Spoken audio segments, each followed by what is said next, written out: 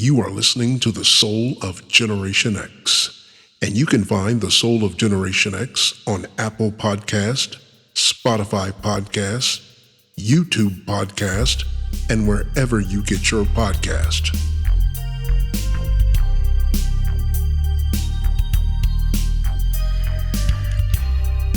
Welcome back to The Soul of Generation X. We thank you for joining us once again on The Soul of Generation X, where we try to bring you the real, the truth to what's going on in our country and beyond. And with me to help push that across to you is my co-host, Lenny. How you doing there, Lenny? Doing outstanding. Glad to be here. Appreciate you having me.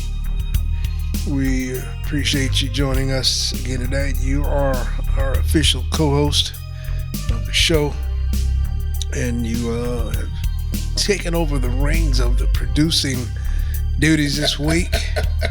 Lenny is becoming a digital media maven, a red baron, as they say. He's doing it all. I got a long way to go. A long way to go when it comes to that. He is becoming. I just talk. That's all. I know how to talk good. Then say he can talk. He's becoming a top-notch producer. Then you got anything going on, man? I know it's been really hot out there, man. Almost 100 degrees, man. So I know it's kind of hard to do outdoor fun activities, but anything you've been going on? You've been traveling, anything? Oh, no travel. And it's been extremely hot. So that's I guess that's an understatement of the year. Hot is not the word. And it's been a heat wave all across the country. And it's been more than just one heat wave. It's been the heat wave of the sun, and it's been the heat wave of politics. So both of them have been, seem like it's kicking ass lately. Yeah. But no, not too much. Just trying to keep the head above water, trying to stay prepared.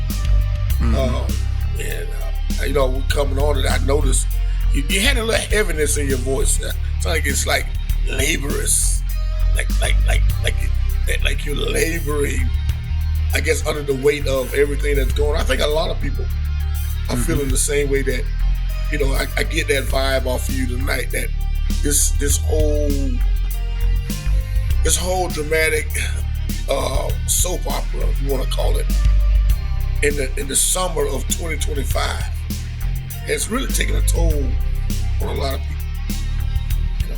It's taking the fight out of a lot of people, a lot of good people. Sure is. And so we have to find a way to reinvigorate and re-energize. And it's hard to re-energize or get your vigor back when it's so much going on. So it's like the humidity. Humidity takes it out of you. It really just saps all your energy. And that's what this whole summer of 2025 with Donald Trump and his rogue organization in the White House has done.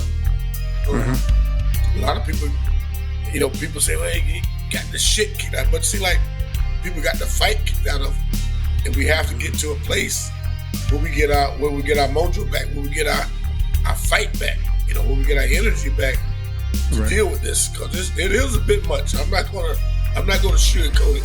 And as much as I follow it, and I know as much as you follow it, it can be overwhelming. So to our listeners, just hang in there and don't give up. So that's what I would say. Going forward. Yeah, for sure. You could sense that in me. You said coming on air. You're right. It's getting very depressing, discouraging. When you literally have lawlessness going on in your country. You have lawlessness. You have open racism. You have things going on that the things that you studied about back in civics and social studies that you never thought that you would be witnessing in your country. When I don't know if you remember back in the days, we had to take that class on Russia or USSR. It was a mandatory class we had to take in high school. Right. And you're just reading about different things, from Cuba, to situations in South America, and you're looking, wait a minute, this isn't my country. Right. And I have to do everything I can do, and I tell you, man, to pull up a laugh, to keep from crying and going in a freaking rage. Right. Literally. So, and that's for real. Yeah. I have to put it down, and because I literally therapy now is a must for me, and that should be, anybody else that's listening, if you need to get some therapy, do that. You just need to talk to somebody you trust that can give you objective, non-biased type of talking, that they're not going to speak down on you here, speak down on you. They're just going to listen and let you speak. Do that. Because this is really, it really is taking a toll on my psyche, and I really have to calm myself. Right. Because it's crazy, because it's not like totally it's about me, but I'm thinking about my grandsons, my granddaughters, and my kids, my sons too. Right. And it's not like I'm trying to be a hero, but I'm like, they're not supposed to be experiencing this. Right. Our parents and grandparents went through this in the 60s. Yeah. Taking away things that we worked.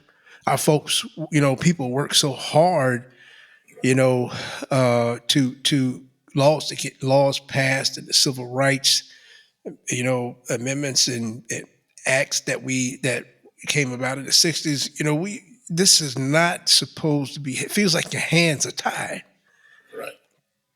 And I say that to, I guess, segue into one of what you were talking about, the occupying as I guess you want to call it, which is, I can't believe I'm saying it's the occupation of Washington, D.C. Yeah. I mean, we have so many elephants in the room, that take your pick, but, the latest one is military. It should be no surprise, because he did it in Los Angeles, and now he's doing it to the nation's capital, occupying the troops of Washington, D.C., overtaking the city of the people. So, and we know, let's not even pretend that, this is, we know what's going on.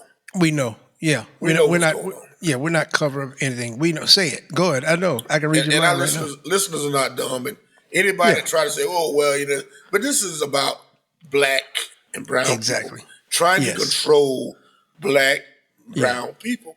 Mm-hmm. So every city that he has occupied with the military have been run by a black person, particularly a black woman. Mm-hmm. Okay, just call it what it is. It's pure up racism. And I feel bad for the military men and women who are being used as pawns in this whole game of chicken that he's playing with the American people. Because believe you me, the powder keg, the stem to the powder keg is getting shorter and shorter. There's going to be an explosion of anxiety, anger, frustration, hatred, racism. That's going to come in one of these cities. And when that blows, you're going to have civil war. That's That's what this guy wants to happen. Mm-hmm. He wants the top to be blown off so he can declare martial law. He can appoint himself as continuous president because the Supreme Court gave him that authority to do it. And he wants to rule for as long as he can. But to occupy a predominantly black city on purpose, the crime rate had been going down in D.C. And I want to make sure that our listeners understand. Mm-hmm. I'm all for stopping crime. Right. I don't believe that people should be out committing crimes. Right. If you commit a crime, you need to go to jail, point blank. But to use the military to just usurp authority over the mayors of these cities without any notice or talking to them about this, talking to them about no facts, just doing it. All right? And it's about racism. It's about trying to suppress and scare black and brown people. That's all it is.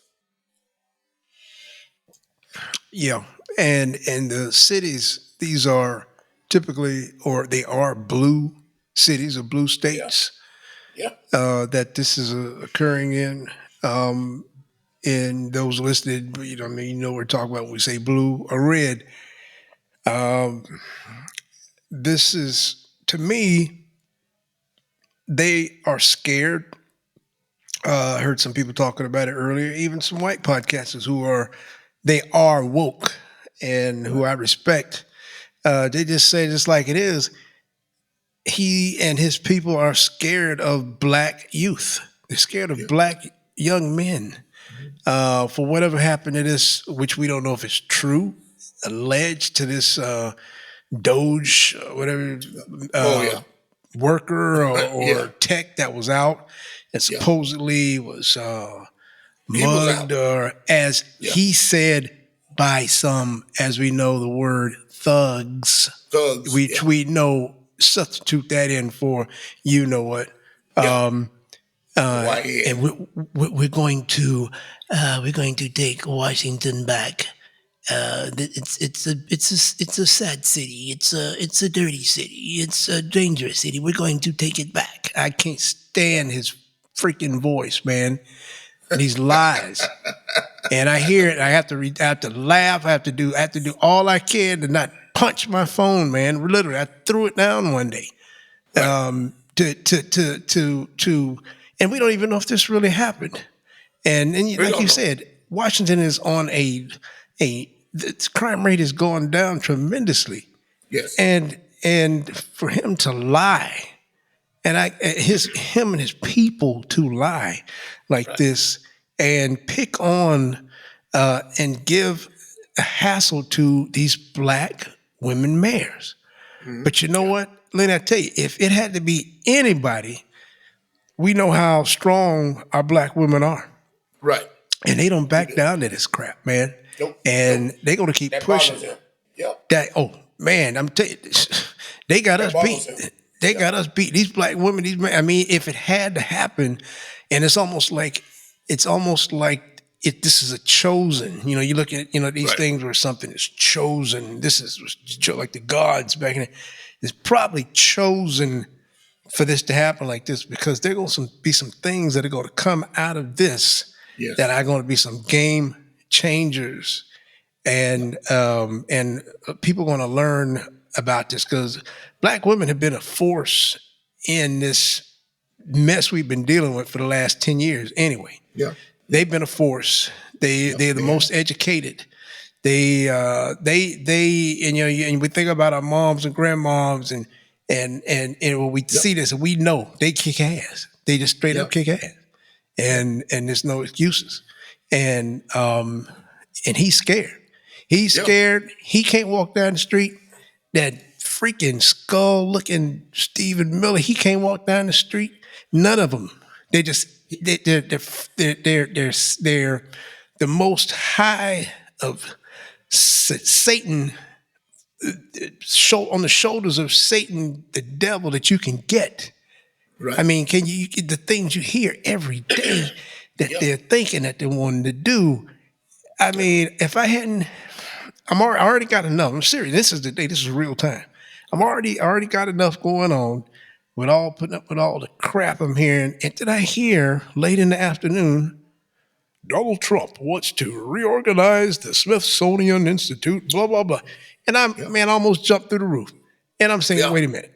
Because as a student, as a just in general, of history a little bit and just liking things, I always liked the Smithsonian and what it's about and things that in there, that museum. And, parents take the kids there, we do stuff like, and to hear his name attached to the Smithsonian, and then you end up telling me the rest of it, which I didn't know, about switching up something to do with black, black history part. I said he wants to remove anything that pretty much with black history that doesn't fit his narrative. He wants to whitewash history. Literally, he wants to whitewash history. He wants it to fit his narrative. No. Yeah. No. So him and the Smithsonian is like oil and water, just like him and the Kennedy Center is like oil and water. So well, I mean, what he did to NPR. I mean, NPR is a staple. PBS. PBS. I mean, we grew up with PBS, man. Yeah. We grew up when we didn't have cable. When we didn't have cable, we always had PBS, man. Channel 24 to turn 2. You know what I'm saying? Those stations. We learned so much. Yeah. Those stations are as impartial as you can get. PBS, I've always watched PBS. Always. They don't have a liberal slant to them. No. I mean, why? Grassroots. Why them? Just straight up grassroots. Because it's and as they would say it, and I don't know how they got this to think with, because it's too woke. It's too woke. We can't have that because it's woke. Man, that's why to knock the woke out of it. I mean, it's disgusting, bro. Do you remember the show called Nova? He's called Saturday. That was produced by PBS. Yeah, that's about the stars and the galaxy. Yeah, there's nothing particular about that. There's nothing liberal about that. That's just straight facts. That's science. Now it's all this. You're too woke, and everything is anti-science. Oh, we can't believe in science anymore. We can't take a shot for the kids anymore. Then you got this dummy, and just go along with your point there. Mm-hmm. Robert Kennedy, RFK. I know you're gonna say who's a vaccine denier. He wants to shut down pretty much all the vaccines, and especially the one for our kids that are going back to school. And you don't need this, you don't need that. Listen, Donald Trump the first time, it already cost us 1 million or more lives. Mm-hmm. What do you think he's going to do this time? I always tell people, I say, if the first movie was bad and they make a sequel, you think the sequel going to be better than the first time? No, it's going to be worse. And that's what this is worse than the movie. Donald Trump is the most prolific mass murderer in the history of this world. He is the most prolific, and I say it again, murderer in the history of this world. And that probably started before COVID, and he continues to add numbers to his total. And it's like nobody looks at this like, wait a minute, this man literally has killed folks. And even come out and told people how to do it when he came out with the bleach. Yeah. He is beyond his cognitive ability is shot. He has the brain of a freaking pea.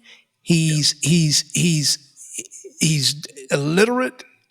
Right. He is on the verge of senility. He's running up on top of buildings, singing, dancing, YMCA dances and all that crap. I mean, I'm surprised he didn't jump off of the top of the White House. Right. Yeah. Did you see that? Yeah, he was up there. Somebody should have pushed him off. Should have knocked his slack ass right off of there. Somebody should have took one for the team.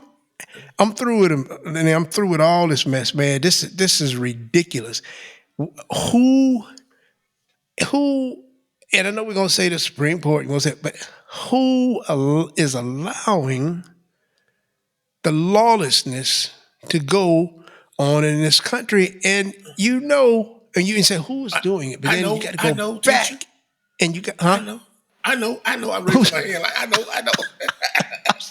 I'm sorry, man. I'm sorry. Oh man, go ahead. I'm just I was just making a like, hey, when you was asking a question like I raised my hand in school, but it's the Republican Party. Yeah, it's the Republican Party in Congress that has basically opened their legs to Donald Trump, and he just abused them. They've been over. They've gotten on their knees. And they have just given up without a fight. There's no fight in them. So they are the ones who are in charge. They have the majority. They could have stopped a lot of this nonsense going on, but they chose not to because Donald Trump has rear-ended them without Vaseline, and they love it. So that's where we are. But I want to go back to your point. You're talking about the guy who the young staffer for Elon Musk who started this mess. So 3:30 in the morning, he's out wherever he shouldn't be. Listen, anything after 10 o'clock, out that late, there's nothing good going on. He was out 3:30 in the morning saying he was stopping his friend from getting carjacked.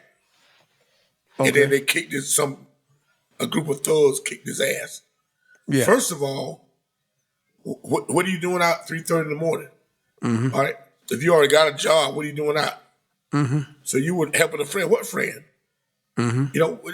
See, the details are sketchy.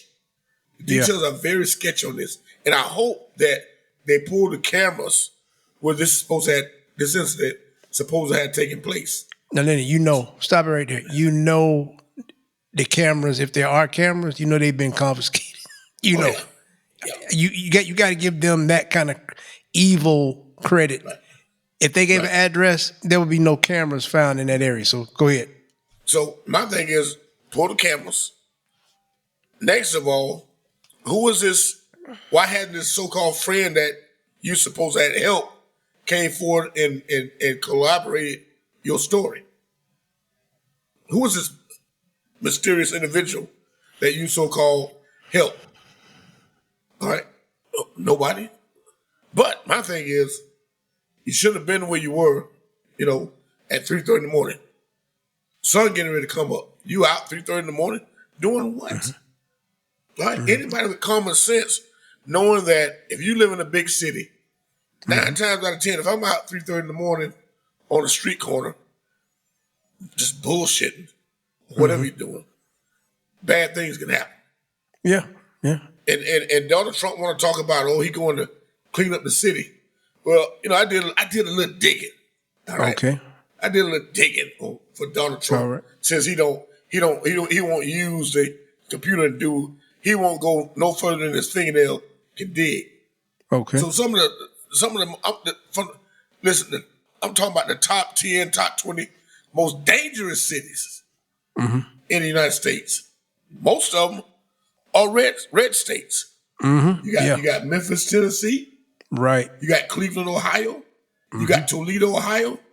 You got Little Rock, Arkansas, where Sarah Huckabee Sanders is the governor.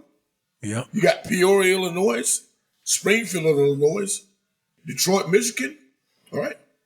Akron, Ohio. Beaumont, Texas. Come on, Governor Hot Wheels. Let's get it together in Beaumont. Rockville, Illinois. Evansville, Indiana. Dayton, Ohio. Nashville, Tennessee. Winston-Salem, North Carolina. Springfield, Missouri. Chicago, Illinois. Salt Lake City, Utah. Can you believe that? They're ranked 17th. Salt Lake City. The good Christian Mormons. Yep. Springfield, Massachusetts. North Carolina. North Charleston, South Carolina. Corpus Christi, Texas. Come on, Hot Wheels. Let's go. Tulsa, Oklahoma. Albany, New York, Buffalo, New York, Kansas City, Missouri, Shreveport, Louisiana, Baltimore, Maryland. Baltimore, Maryland is 26 out of 30. Then you got Houston, Texas. All right. Go out, Right. And Las Cruces. Las Cruces. Yeah. Los Cruces. So with all this, all these dangerous cities, and listen, you got all these other cities with in the top 20, and most of them are red states, have some of the dangerous cities in America. Yeah. But you only want to emphasize because these are black people, particularly black women running these cities. So you try to you try to embarrass our black women. Okay, that's what he's trying to do. Yeah. So it's all theater and grandstanding. He ain't shit. He ain't shit. None of them. None of them. And just to hear this daily, you just wonder. You start thinking, what can I do to make a difference? Right. What can I do to make a difference? And you can't do the typical, well, you can, but you can't. Well, you got all these Congress folks that are backing whatever they say, whatever they do. They're literally participating in this lawlessness. Yeah. And like Lady said, it's not the crap that he's talking about. And you hear them say, like he gave this speech today, you can just tell it was written by Stephen Miller.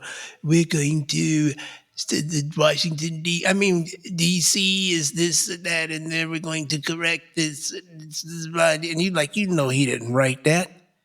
Right. You just see Stephen Miller writing that to somebody, and you're hearing that, you're like, no, you're not trying to do that. You're trying to get a hold on the black folks there. Yeah. You and your people are scared. If you could move Washington, D.C. right now to another area in the country, you would do it. You're scared. Yeah. Black people built the Capitol. They built the White House that you live in sometimes. The presence is there. You know what I'm saying, lady? Yeah. The presence of all the souls that inhabited Washington in the past are getting to him. And I don't want to get wow, in so many words, but you know what I'm saying.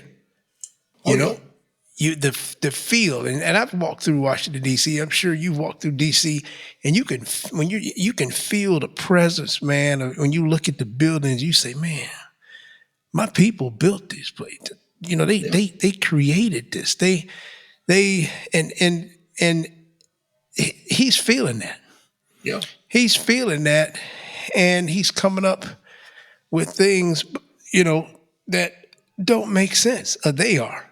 But let's also add, because we're not that gullible, let's also add why he's coming up, or they are coming up with all of these distractions, which moves us into our next area of discussion, which why are they bringing all these distractions up? And I'll let you take it from there, because I know we're thinking, and So Lenny, why are we bringing the National Guard to Washington and doing all of these things to distract from what? Well, it's to distract and to deflect from the Epstein saga. Oh, yeah. That's all this is.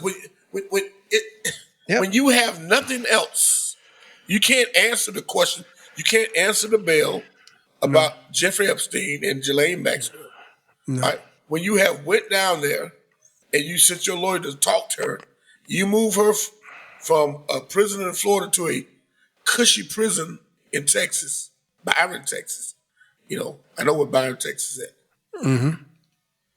You move her to a cushy prison in Byron, Texas. And on top of that, now all of a sudden, she gets to leave prison during the daytime and go about her business You mean Bryan, right? Bryan, Texas. Bryan, Texas. Yeah, Bryan. Texas, yeah. I was trying to think. Yeah, Bryan. Yeah, Bryan, Texas. I'm sorry. So you allow her to leave prison during the day so she can go out and commit more crimes, all right? But come back at night, stay over. It's like an overnight stay. So all this is what this occupying D.C., trying to go after former President Obama, trying to say Bill Clinton rode on the plane. All this is nothing but a distraction from the Jeffrey Epstein saga. Because, truth be told, this is me. This is what I believe. Mm-hmm. Trump is guilty as all get out. He's guilty as sin. He messed with the little girl. He not only had sex with him, he fondled them. He watched Epstein. He participated with Epstein. Mm-hmm. Melania was involved. We know Maxwell was involved. Mm-hmm. Trump is guilty as sin. Mm-hmm. All right. Can't nobody sit here and tell me. Listen, I've been knowing you for a long time. Yeah. I know your ins and outs pretty much. We've been knowing each other a long time. Yeah. And you gonna tell me Jeffrey Epstein and Trump been friends for 15 to 20 years, to hung out together, to party together. So they know what each other like. Yeah. Because you don't hang out with a person if you don't have anything in common with them. Mm-hmm. You know what I mean? That long. Yeah. You may see somebody you just met, you might go out, have a drink, that's it. Hell, we ain't got that. Yeah. But for somebody that long, y'all been hanging out for 15, 20 years, believe me, y'all got a lot in common. Yeah. A lot in common they like is messing with little girls. They like having sex with little girls. They like raping little girls. That's what they are, rapists. All right. So that's all this is, folks. This is a cover up. This is a cover up to try to get you and the sorry ass media. All right, they pissing me off. Yeah. Because they done went from asking questions about Epstein to talk about this nonsense what he's doing in D.C. Yep. And I hope they get their act together and refocus. But this is all about the cover-up of the crime that he will eventually be found guilty of. And I hope it's sooner rather than later, because I want to see Donald Trump go down in flames. I want him in flames, Stephen Miller, his whole crew, Pam Bondi, Hesgate. I want to see all these people fall flat on their faces and go down in flames. This is what I want to see. Yeah, I don't want no good for them to come out of this at all. No, nothing. Yeah. They need to be on their knees in front of the devil, literally begging for their lives in front of the gates of hell. That's how I vision them. The devil going through and just looking at them. Satan, the most high of the wishmaster that we, I can see that, him just looking through them, doing like this character, eeny, meeny, miny, mo, until he gets all of them. And they're on their knees looking at him, begging for mercy. Begging for mercy, and it's too late because you're evil ass people. Right. Evil. And then see, the thing is, Lenny, we say that about them, but don't forget the people who put him in there, who voted for this. Yeah. Don't forget that we have not forgotten about you. No. And I'm not going to sit, and I am not going to sugarcoat it. I fight with that every day. If people could see my thoughts, just during the day when I know that, as they say, 70% of white males voted for him. Yeah. And what is the female number? They were they 52? 59? Yeah. Basically 2 out of every 3 white women voted for him. Yeah. And then and I don't even get the white males a break. I just you voted for him, you white. Until you tell me you didn't. You know what I mean? Right. So it's really, really hard. If you want to call it, I don't think I can call it racism. I don't think, and it was a big discussion one time on a podcast. I don't think as Black folks, can we really be racist when we're not the majority? I mean, they try to pull that on us, and I don't think, and it was a discussion back and forth on that. Can we really be? We know we're not the majority. We're minority. We're marginalized. We can't really be racist, can we? I think ours could be more of distrust. Yeah. And disgust. Yeah. Yeah. Yeah. I would say that. I mean, if we're in Africa, maybe when we are the majority race, color-wise. I mean, if you want to go back, but I don't think we could be. You said, how'd you say it again? Distrust? What? Yeah, it would be. I would call it labeled more like distrust and disgust. Distrust and disgust. Okay. Yeah. So that's what I feel daily, and that I fight with daily, because I think about those people who voted for him. Then I think about the 90 million people who didn't vote at all. Right. And I don't say all the time, hey, they stayed home, because you can vote from the house. Now you can vote. They just didn't vote. And the numbers, when the numbers came down, he didn't win by that much. So I've really gotten off of the thing about, Elon he did this, Elon did it. No, Elon didn't do nothing. These people just didn't get up off of their ass. No. And then those who did said, you know what, I just can't vote for that black lady or whatever she is. No way I can do that, bro. I can't vote for that. No, right. Bro, I can't do that. It's just a thing of now that's racist. That's racist. That's hatred. Right. Yeah, that's hatred. That's total hatred. You can't vote for that, but yet you can get the boys together for the weekend and get ready for the NFL weekend so we can watch these Negroes run down the field. Yep. And up and down the field and run towards that goal line and make a touchdown. You can do that, but you can't vote for a black man or a black woman. But you can watch him get out of that field. And I'm going to tell you, sometimes I think that's even a conspiracy that they've been hiding for years, because now we got the CTE, which has really become prevalent. And you know about CTE with the brain and everything, and injury. I'm thinking all kinds of stuff. I'm thinking they've known about this for years. And this has been a way to push us into football and sports to take us out. I mean, I know it's wild. I sound like a conspiracy theorist, but I've been thinking everything's on the table. Everything's on the table. Everything on the table, man. I'm thinking, no, y'all didn't just come up with Aaron Hernandez and then some Junior Seau and some of these other. No, you all known about this for years, and you pushed us into this so you could slowly genocide, take us out. Take black men out of the picture. Well, look at the young brother who last week shot up. I think he shot up a bunch of people, and he said he left a note saying that.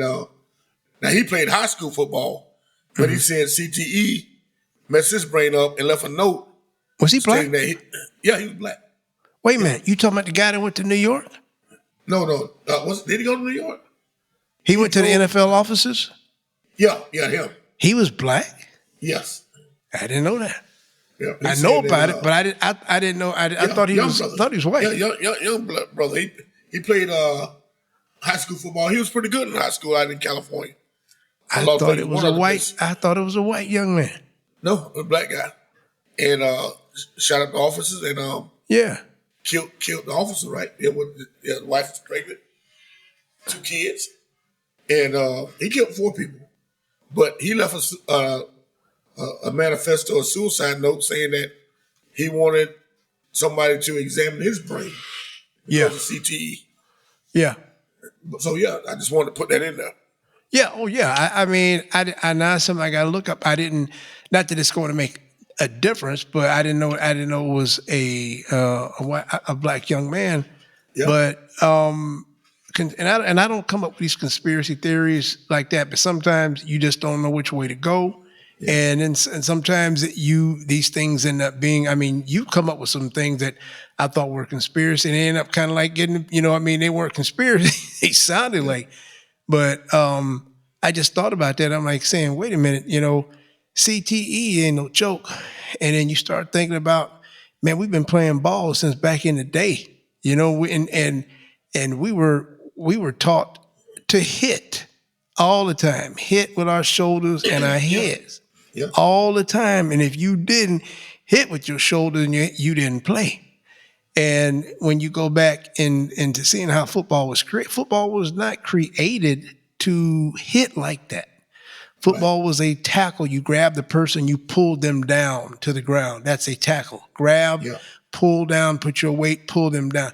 Not deliver a blow, a mind-blowing blow that can knock them into the next day. Right. And that became part of the game. And who knows how many people we played with could possibly. And you start wondering, I'm gonna be honest with you, man. You see some of the people that we played with.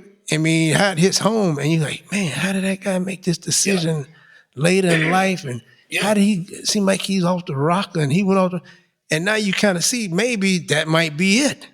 Yeah. That's something.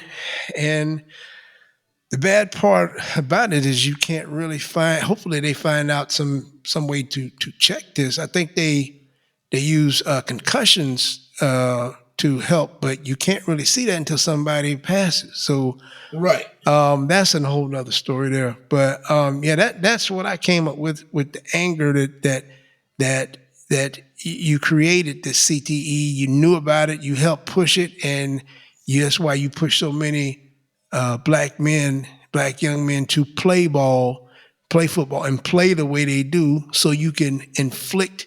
And then when you can do that, you're going to stop the generation. Now I'm taking the theory even more. When you do that, you're going to cause that one young man that may have produced 3, 4, 5 offspring. He won't do it now. So it's just I'm going to all ends because I'm just literally tired of the bullshit every day, and it's going to take some of what we call our good, compassionate white folks to help push this through. Yeah. Because it's not enough. It's not enough of us. We know that. It's never been enough of us in this country and we're not about being racist, folks. We're about telling it like it is. We're gonna call a spade like they say, but we're gonna tell it like it is. We would not have gotten this far without some good white folks helping us and seeing. And I know that they're out there. I see them out there. But they hide. They hide. They're hidden easily amongst the worst ones. So, but when you talk to them, you say, "But that's who's got to come out, speak out, speak out, help out." And I see them daily, and they come out and say, they're tired of it. They're tired of it. And it's not just because they might have a daughter, a son that has a black boyfriend or a black girlfriend, or even not have black grandchildren. I mean, we many of us have mixed grandchildren. We all mixed. We're human in some way, and so we don't hate. But it's going to take the good folks to see that when it comes down to it, we all bleed red blood, man. We all bleed red blood, and we all and we have some good folks out there. Right. And it's tired of this. And I know that the good folks outnumber the Donald Trump folks, the Donald Trump, the hatred folks. And when we stand up against that, and I know those good people were in that 90 million, they just got a little frustrated. And rightfully so. Maybe Joe should have, bowed out earlier and said, "Hey, I don't think I can do this. Let me put somebody else in there. Let me get Kamala in." I can see their frustration probably, especially with the younger ones. Right. But the good folks are in that 90 million. Yes. And we got to get to those 90 million and get them out for the midterms and continue, because it's hate, it's evil, and can't last. Right. It can't last, man. Right. Well, like you say, man, it's a big cover-up. And folks, like I always say, and if watch any police story, I always say the cover-up is worse than the crime. And with that, we're going to pay some bills. We're going to take a break. We're going to catch our breath. And we're going to come right back because we got a little bit more for you on here at Soul of Generation X. You are listening to the Soul of Generation X, and you can find the Soul of Generation X on Apple Podcast, Spotify Podcast, YouTube Podcast, and wherever you get your podcast.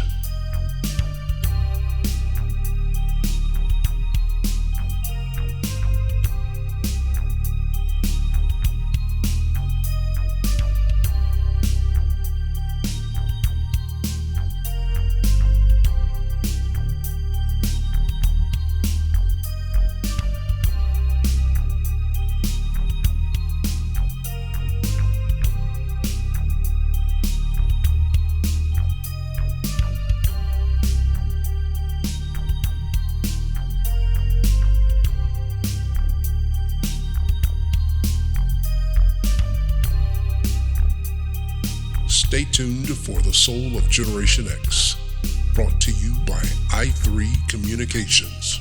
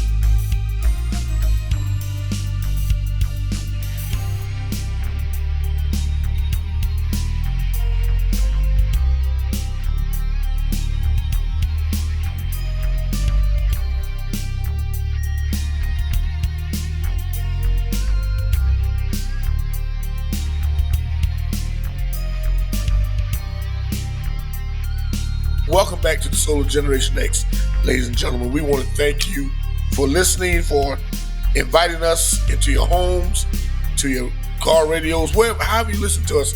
We just want to say we thank you, and all we're here to do, and like I just said, is give you the unfiltered truth. All right, tell you like it is, call a spade, however you want to put it.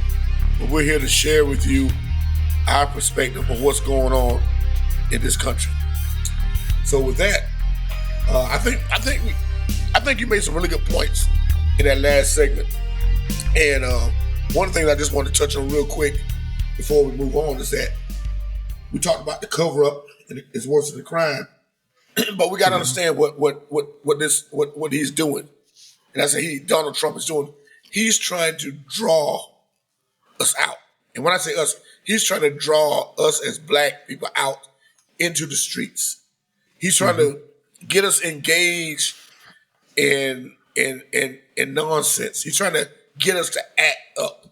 Like when we go out and protest like they did doing George Floyd and all this other stuff. And I hope that none of us as black people, brown people, don't fall for the game. Right. Don't fall for the okie doke. Yeah. Because that's all he's doing. He's trying to, he's antagonizing us. If he feels if he keep poking that somebody, some powder keg is going to blow up somewhere, and then I can impose martial law, and then I can start cracking heads, like he Tony Soprano. Okay, so that's what this is. He's trying to draw us out into the streets, so he can declare martial law. He can start killing black folks. All right, and this is not hyperbole, guys, because remember now, he wanted to do it his first term, but the generals say, no, I can't turn the military onto the citizens of America. No. He said, oh, well, if you just shoot them in the legs. Oh, come on. Milley said, no, man, I can't do that. That is against the Constitution. That's not what the military is designed for, to fight against our own citizens. No. That's why you have a commander in chief. That's why you have a citizens who's not an officer over the military. Right. That's why it was purposely done. That the president is the commander in chief, who was a non-military guy. Mm-hmm. And you can't just take the military and say, "Listen, let's kill up our own citizens." Mm-hmm. You're no more. You're no better. See, this guy's no better than what he was calling these other nations like Africa and Haiti, shithole nations. Yeah. All right. He wants to be a shithole dictator. Mm-hmm. So don't fall for it. Don't. And I'm saying American people in American cities, if you're in a majority black city, do not engage him. Ignore him. And when I say ignore him, don't give in to the threats. Don't give in to the I'm going to take the black people out of the Smithsonian. I want to do away with black history. All that is a ploy to get you to react. Mm-hmm. And we must not react to his veil. Because you got to understand, he's a scared little man. Yeah. He's acting like a damn fool. His people are scared. Yeah. Think of Stephen Miller when you think, like you said just now, scared. Think of him. Think of him. He and I just use that just that example of he couldn't walk down the street in Washington. No. He's too scared. Yeah. I think even if you gave him an AR, yeah, he still would be scared. He can't walk down the street. He'd shoot himself with it. Maybe. But I mean, that's him and Trump and their people writing these amazing speeches that they give him that he can barely read. Yeah. And they're trying to put icing on top of the most bitter racism, hatred. Oh, we want to do it because of this. No, just come out, man, and say, I want to hold y'all black folk, y'all down. I want to keep y'all down. I want to get rid of y'all, the homeless, yeah, and other stuff. Because the evangelicals above it. Now, I thought in the evangelical church supposed to help people. Yeah. Isn't that true? Well, they should not be shunning homeless folks. Many of them former service folks. Some of them have PTSD. I mean, just incredible amounts of PTSD that medication can't even put a hold on because of things they've seen in war. And you see some of these people, they don't know. They're talking to themselves. They're walking down the street talking in the air. They don't know. They can't help themselves. They need help. And he wants to send them somewhere else. Send them where? We gonna build a tent in the middle of the Everglades, another one, and call it homeless tent? What are you gonna do? That makes no sense. I'm gonna say him, they want to round those people up. Yeah. And if you heard his statement, he wants to send them far away from D.C. Now, either one or two things. You want to send them, because I don't know if there's any mountains in D.C. or nothing like that. You want to send them far enough from the city where they won't be an eyesore, quote unquote. Or if you read into his statement again, he's talking about sending them far, far away. Maybe he want to put them on a plane and send them to another country. So you got to read into what he's saying. Well, he said far, far away from the city. Now, we already know he'll send anybody out the country. So is he talking about rounding these people up? He said, we'll send them far away and we'll give them a place to stay. Where, over in Venezuela? Over in Cambodia? So these people, lives are in danger. Their lives are actually in danger because they don't, listen, how many people can a 747 hold, or Airbus? What, 400 or 500 people at one time? Come on, man. Put them on an Airbus and fly them to God knows where. Yeah, you got a place to stay, all right? You're going to be staying in this other country where nobody never miss you, where your family would, but you'll be off the streets. That's You a bunch won't of crap. be seen. But it's not, and like I say, it's not beyond the pale because he's done it before. He's gotten away with it before. Who's to say he won't do it again? Man, it's a bunch of crap, though, man. Think about it. All the money that he's wasted, just the money he's wasted playing golf, right? You could get an area somewhere in Washington, outside on the outskirts if you want to, a big area, and build some little tents or build some little single, these miniature homes. Bring in food every day, bring in counselors, bring in therapists, bring in prescriptions and medication, and get these people back on track and help them out. You know what I mean? The money that just that bit of money that he's wasting. People are buying containers now and turning them into, flipping them into houses. It's something I won't even do. I've been looking at that. I saw a guy in Texas who's done that for the homeless. Now, all the money that Trump and his people, our money that he's wasted, our money that he's wasted, they could have it. You just picture an area, maybe it's like, big as maybe 4 or 5 football fields, and you can have tents there. You could have miniature homes. You can bring in food. You can bring in food trucks. You can bring in medical supplies, and you'd still have millions left. Millions are beyond millions that you could help these people. But yet you talking about you want to send them somewhere. That's a bunch of crap, man. It's the money that he's wasting our money. Like I told you last week, man, we ought to just stop giving to the IRS. We ought to just go to our HR and just tell them no more contributions. No more contributions. And we should not be held responsible for that because we are literally are participating in this. We are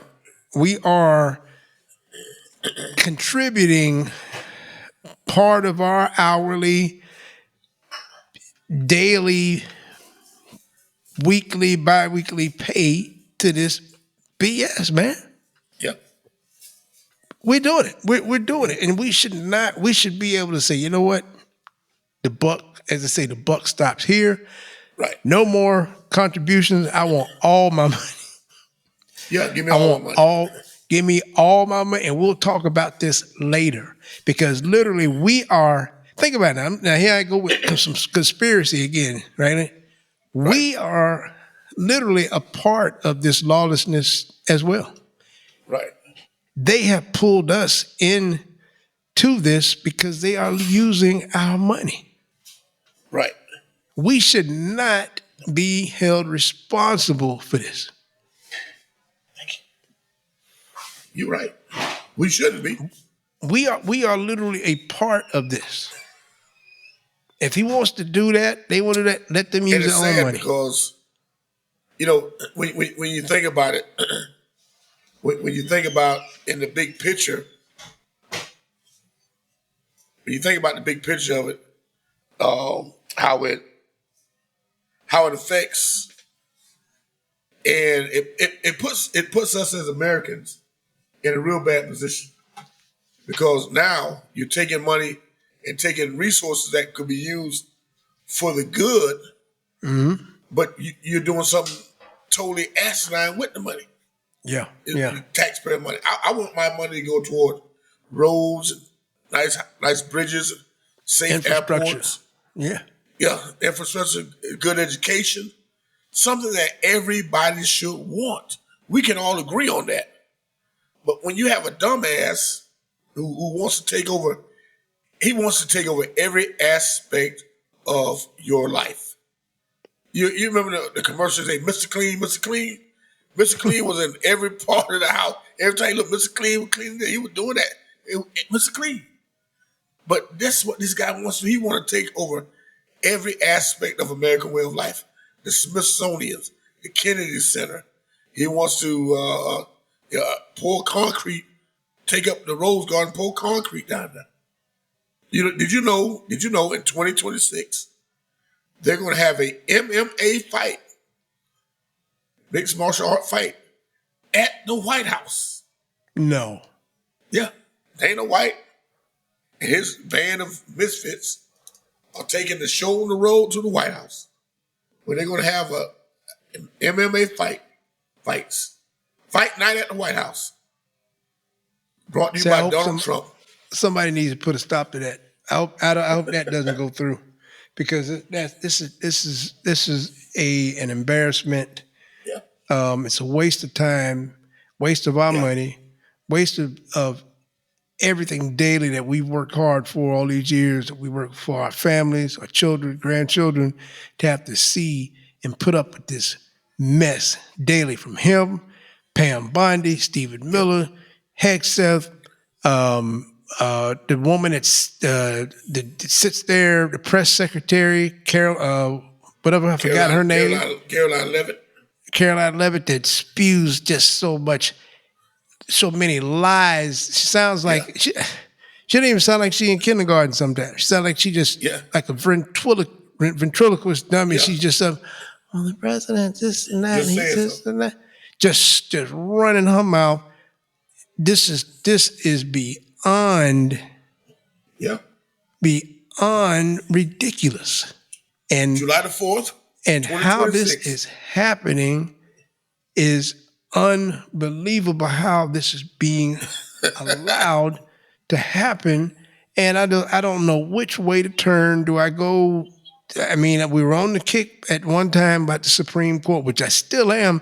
But as you said, immunity was not given to Donald Trump. It was given first to Joe Biden. Right. Yep. And I don't know if anybody's listening to this, because we still get, Supreme Court still not my favorite folks. Some of them on them now, but when you look at it, the immunity that they gave the president was given to Joe Biden first. Lenny brought this up a few episodes ago, which sounded like a conspiracy when I first did that. I said, wait a minute. I look as a right. This was given, and it was almost like they were secretly saying, here, y'all take this, Joe, take this, and get rid of this crap, Donald Trump, this piece of lowlife, piece of crap. Get rid of him. Get him out of our life. Get him and his family out and away. Extinguished him from the United States history. They have tarnished this. I don't know how I gotta say. I don't know if I want how I want to call, because he's been like a chameleon in so many ways over the years.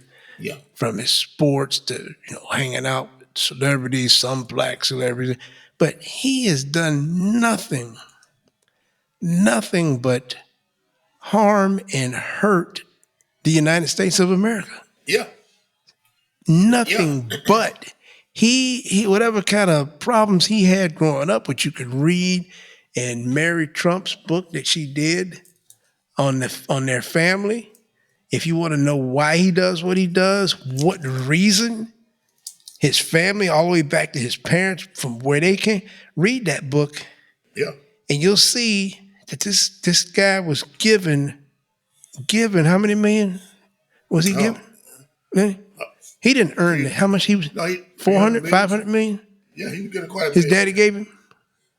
More than my daddy gave me, so but my daddy gave him something much more valuable than his daddy could ever give. Common sense. Yeah. And he has done nothing but take out, like I said, a revenge.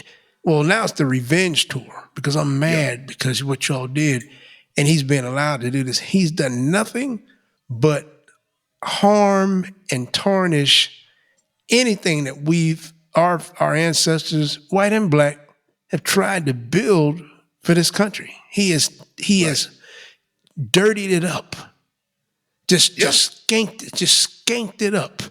But Then when I think that, because my mind goes here, goes back and forth, I go back to these people that we walk around every day, smile on our face, Right. look at us.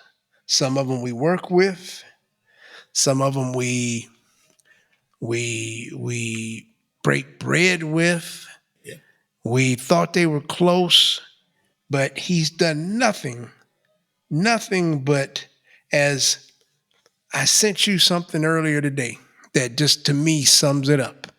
And it says, one of the worst parts, and I quote, one of the worst parts of the Trump era is the inescapable realization of just how many truly awful people walk amongst us. Yeah. Yep. I mean, is that, I'm going to say it one more time. One of the worst parts of the Trump era is the inescapable realization of just how many truly awful people that walk amongst us. Not what we see on TV.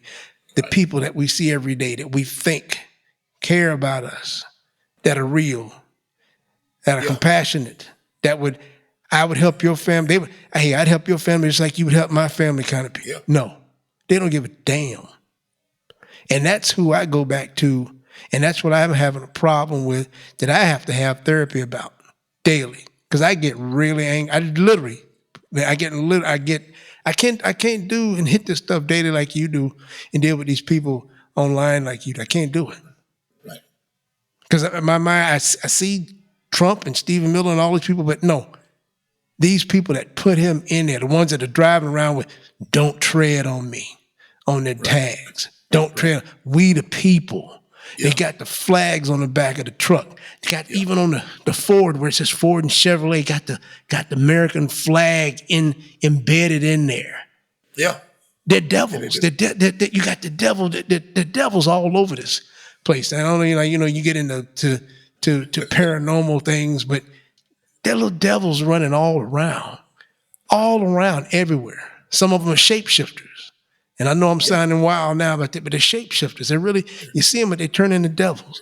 They turn into wicked devils. Those people are running around. We see them. They caused this. They caused this. And I know you deal with them every day. Yeah. I couldn't do that. Yeah. Well, speaking but of we devils, see them, we all deal with them, but you actually confront them. Right.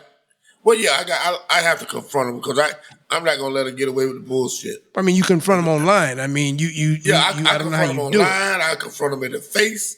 I'm not gonna let them get away with the bullshit with me. And like you said, speaking of devils, it's mighty strange that you haven't heard from any religious folks on this yet. And these people scattered like rats.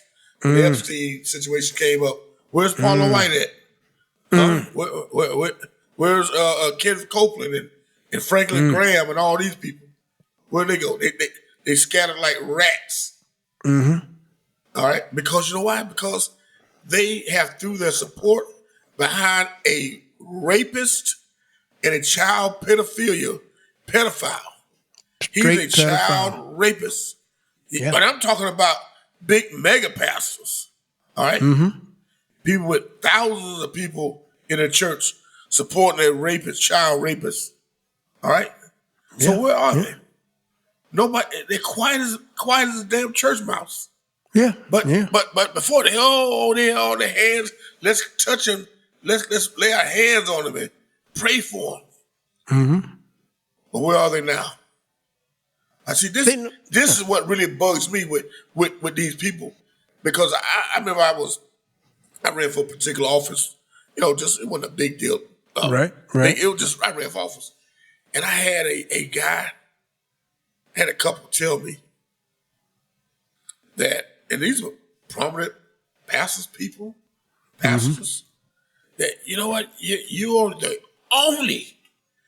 only Democrat I ever vote for, and I'm like, okay, so I'm saying, okay, so no matter how trashy the Republican guy is, and there were a lot of people that were a lot of them that were trash.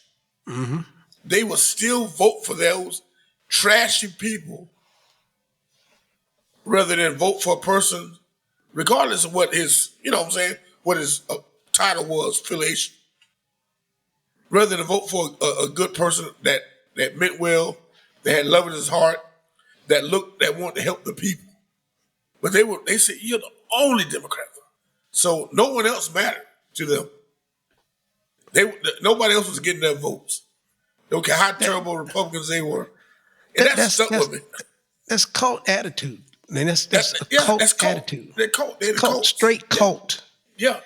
And that comes in many forms. That's a straight. I can't vote for this guy here because of what? And you would be the only one. But I gotta stay in cult lines. Right. Cult lines, and they do that across the board for everything. Yeah. They're scared. They're embarrassed. They don't want to be their own people. They don't want to. If like a lot of these people are coming out and, hey, to what you like is what you like. You have some, if you're gay, if you're lesbian, you be you. You don't have to go cult lines, but you're scared that somebody's going to find out about something. Right. Then I can't do this. I can't. Right. And it goes all through there. Right. You're going to follow a cult because you don't want to be found out. Yeah. So if you're a pedophile, which your president, he's worried. I'm sure he's in many of those videos. Oh yeah, he is. He's in there. But for somebody to tell you that, what do you? You're the only one. You're the only Democrat. one. Then you had one guy. Then you had one guy tell you one time, say, "Hey, Lenny, all you need to do is put an R by your name there, and you would win that seat." Yeah. Right. Yeah. Yeah. Sure would. That's all I had to do. Sell out. Yeah, yeah. And then you put an R by your name. If you'd have put an R by your name, we would have been looking. You'd have been in the winner's circle right now. Right. Yeah. What kind of mess is that to tell somebody? But it happens. It goes on daily. We know it happens. Yeah. Like what's your Byron Daniels, whatever your buddy there, Yeah. He out there in the field picking cotton, Exactly. Now he want to come in the house. So yeah, it goes on. But we've touched a lot of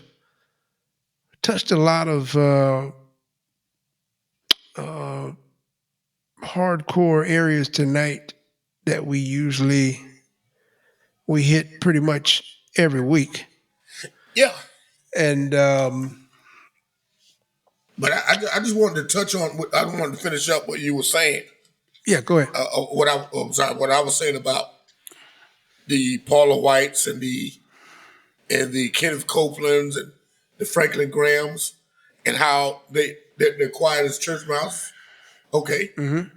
No, they don't have the guts. And if I had a chance to tell them to their face, I would say you don't have the guts to call out the devil. Because you know what this is. This is nothing but the devil. You don't have the guts to call out a child pedophile, a child rapist. Okay, just call it like it is. But yet you want to get on a Sunday or Saturday, whenever you have church, and lie to your members. Lie to them. Get them all hyped up about this guy. Single issue voters. And it's so disturbing because, like you said, you see people in everyday life.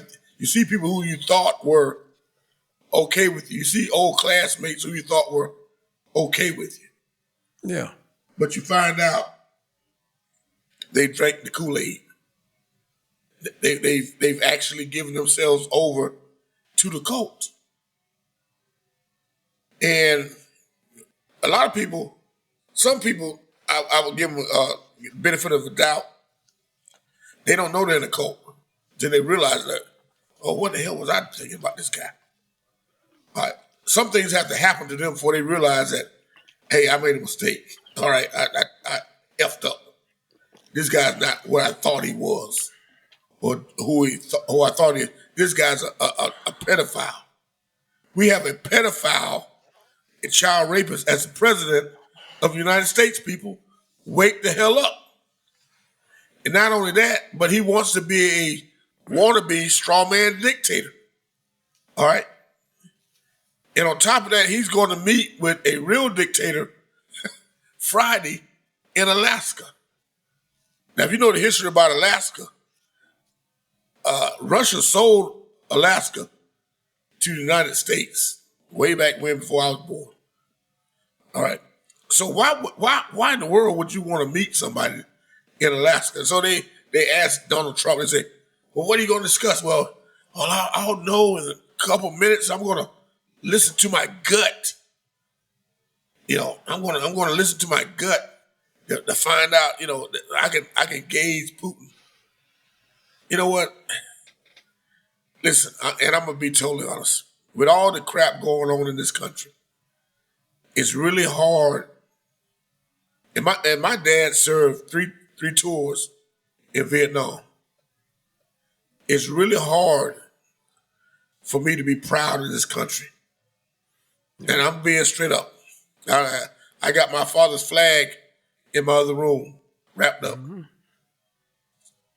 But it's really hard right now to say, my country 'tis of thee, the sweet land of liberty, of thee I see, lands where my father died, of the Pilgrim Pride. Let freedom ring. Let freedom ring for who? Or I pledge allegiance to the flag of the United States of America and to the republic for which it stands, one nation, under God, liberty and justice for who? Not all. I can't say that. I can't stand and sing the national anthem without being a hypocrite right now. It would be hard for me to get up off my feet at a sporting event or wherever and stand and repeat those words. I mean, listen, patriotism, patriotism is like respect. It's earned. All right. So, like Kennedy said, ask not what you can do for what the country can do for you, but what can you do for your country? But now I look at the opposite. I've given all. My ancestors have given all to this country. And this country don't want to do a damn thing for them but erase the memory of them?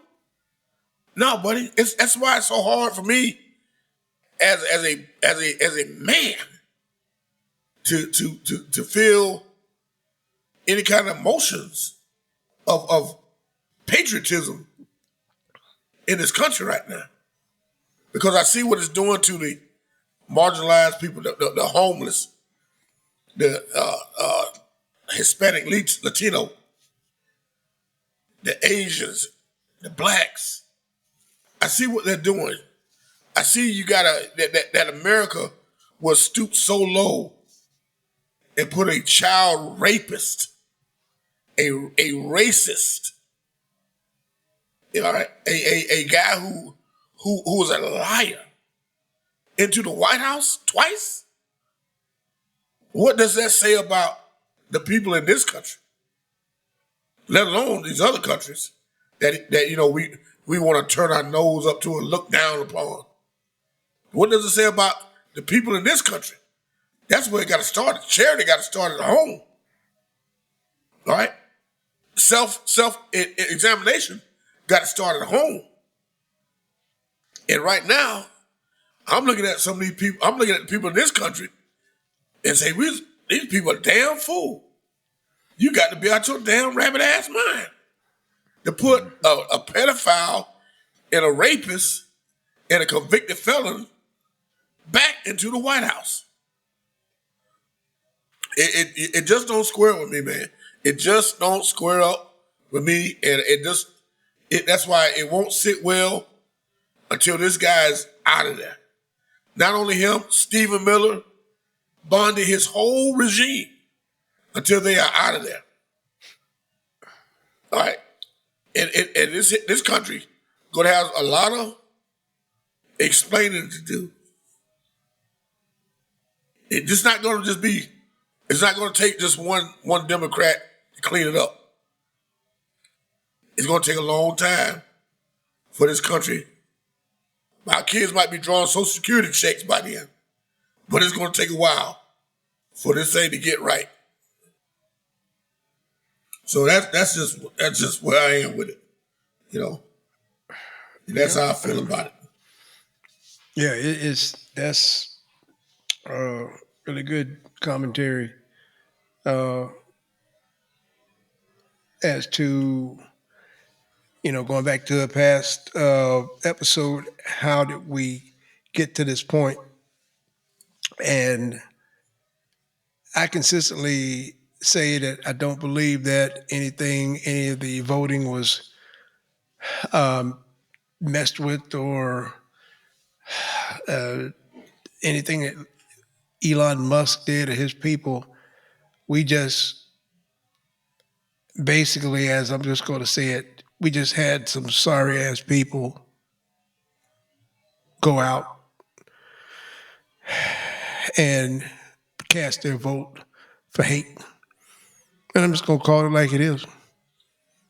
You don't care nothing about nothing. And when I look at these people, I continue to go back to what Donald Trump said.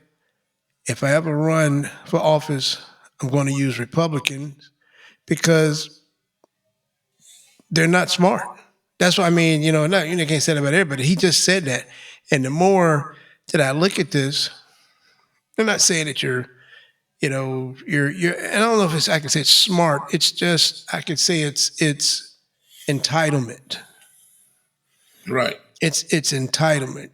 No matter if you're a lawyer, doctor, engineer, you work for the county, a city, or you're working for a cleaning company, or you're working for a company that digs trenches for a phone company, or no matter what your income level is, if you cast a vote for Donald Trump, and not even putting aside the 34 felonies things, if you cast a vote for him, you're casting a vote for hatred. Because you have that entitlement that you don't care about other folks that don't look like you, that don't have the chance. And their excuses, just like he comes up with, oh, they're doing the DEI thing, blah, blah, blah. So we have to bring it back home and realize how we got to this point. Because he didn't win by a large margin at all, very, very narrow margin. And the 90 million people that didn't vote, those numbers would have easily been made up on Kamala Harris's side, I believe, if these folks would have voted. But for various reasons, they didn't. So you see who we have to deal with and put up with, I won't say accept, put up with daily. It's a shame that these people would do that. And as I said, Lenny deals with this every day, and he does it on his own. He does it on his social media page, Substack, various things. And I can't do that. I look in what he does sometime. And like I said before, if I see somebody on there that I know, it and I'm seeing these people and the way they're talking to him, and I'm seeing the hatred, people I've known for years, that's really disappointing. Yeah. Because I guess you got a sense of entitlement. He doesn't, and I don't know. I saw a saying last week. It was kind of like, okay, you're either a millionaire who voted for Donald Trump, or it said something like, you're either dumb or you're well, if you're not in his income level, he didn't care anything about you. You can't do anything for him, and you're going to feel the effects of the tariffs and everything. He didn't care anything about you. Yep. And if you're not white, those of you all out there, black and brown, that have jumped ship, you don't know it. You don't know or care to think about where you came from and how 40, 50 years ago, if you were walking home late at night, you might have to do some hiding and running and strategically maneuvering to get where you need to go, so a group of the boys don't come by and get you and put you up on one of those trees. You've forgotten. You haven't looked. You've looked at your skin, but you don't know that you aren't part of them. You're not. But for some reason, you think you are. But in most of their eyes, you're just another end to them. Yeah. And most of the, and I don't. Those of us who do that, and I confront people like that daily on my job. Right. You see me coming, or you put your head down. You can't, and that kind of bothers me. And sometimes I just have to laugh. But out in the real world, out away from the job, you might need me one day. Right. You might need Lenny one day. Yeah. You're going to look at us then? And then by that time, I'm going to act like I don't even know you. Yeah. But the colonizers are the ones who have us like this. The colonizers, they are the ones who separated us. Yeah. Yeah. I know Lenny deals with that on his job. He has some, I guess you can call them so-called brothers. The so-called as Malcolm X would say, you have some so-called Negroes that will pick you up and use you when they need you, but they don't know it.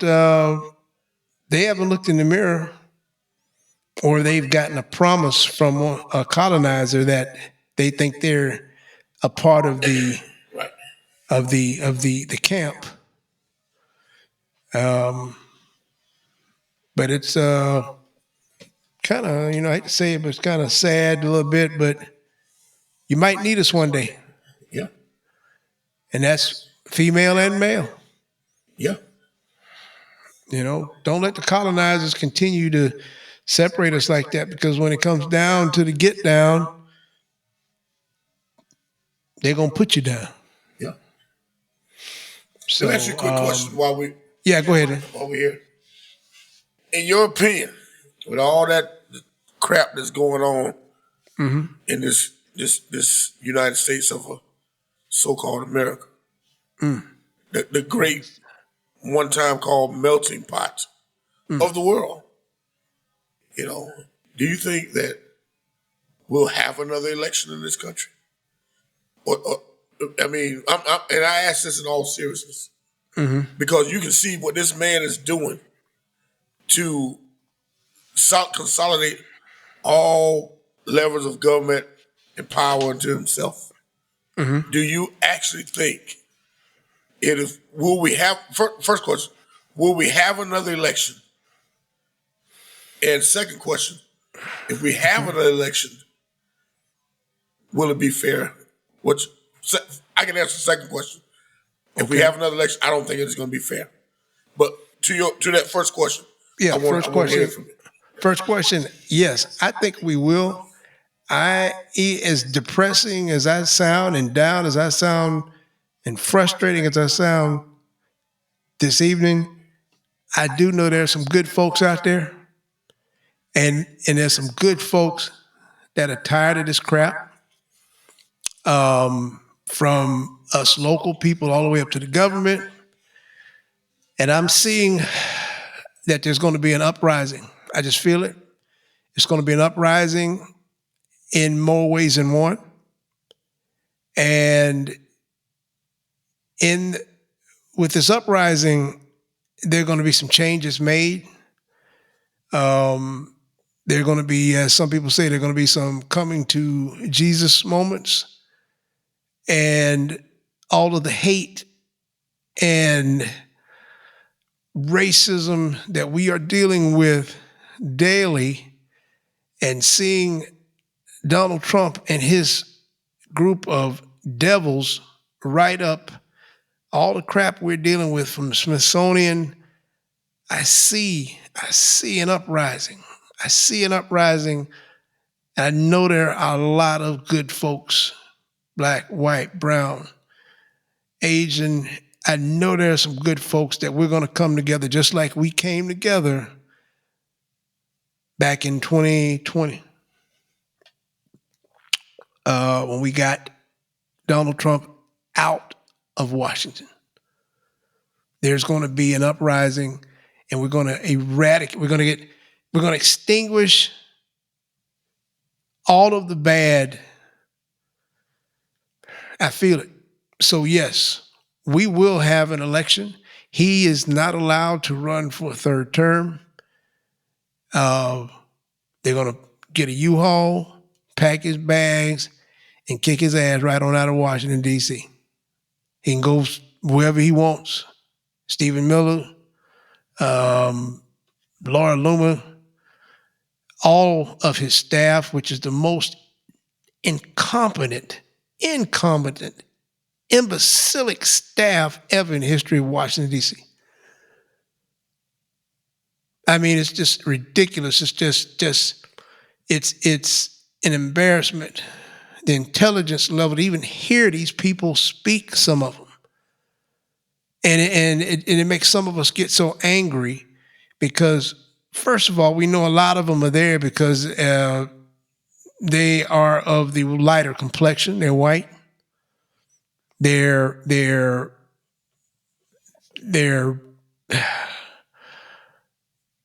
put there for a reason because of the way they look, especially your buddy Pete Hegseth.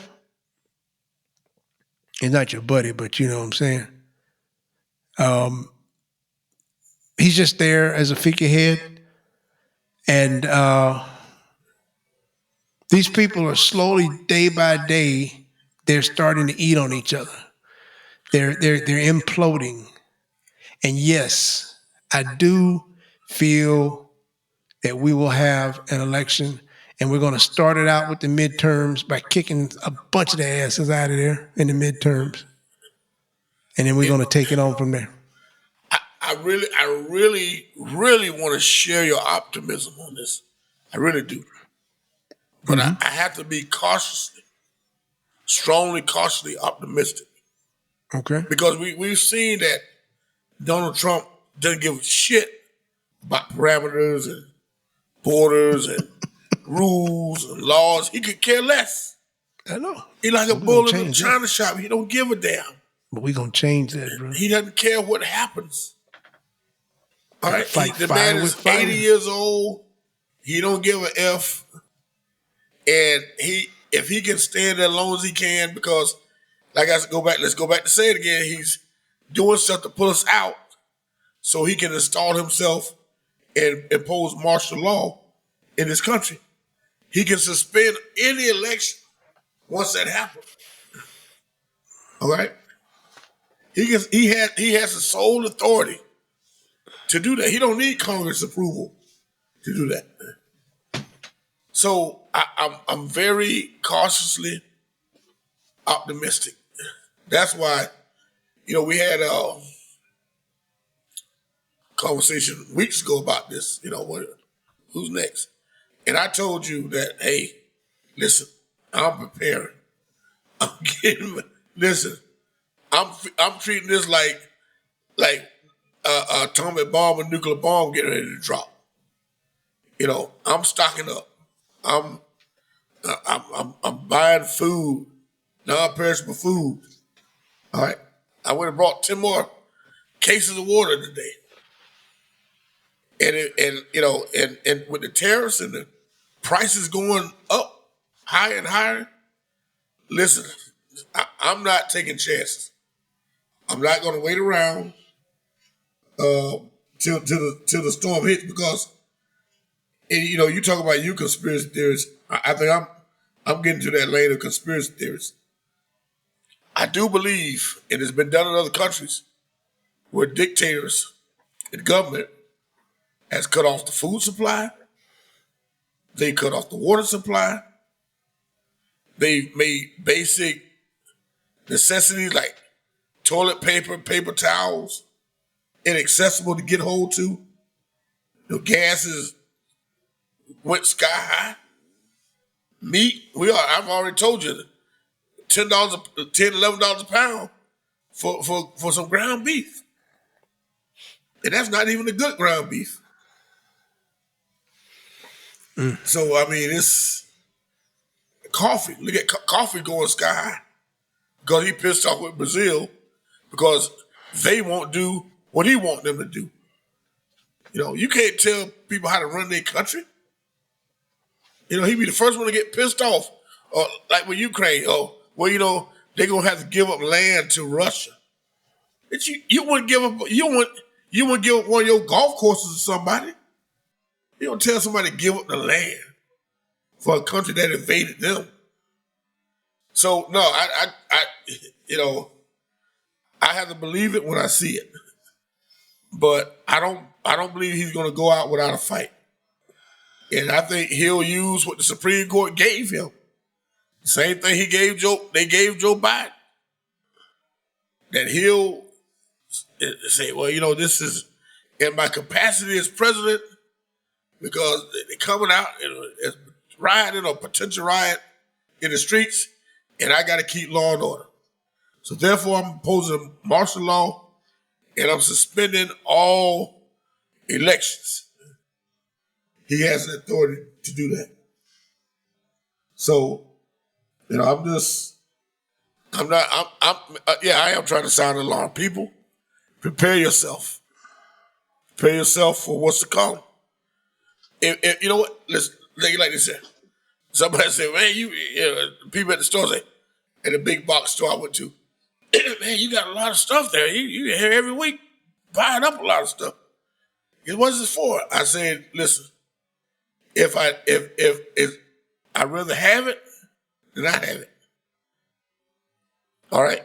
It's better to have it and not need it, and need it and don't got it.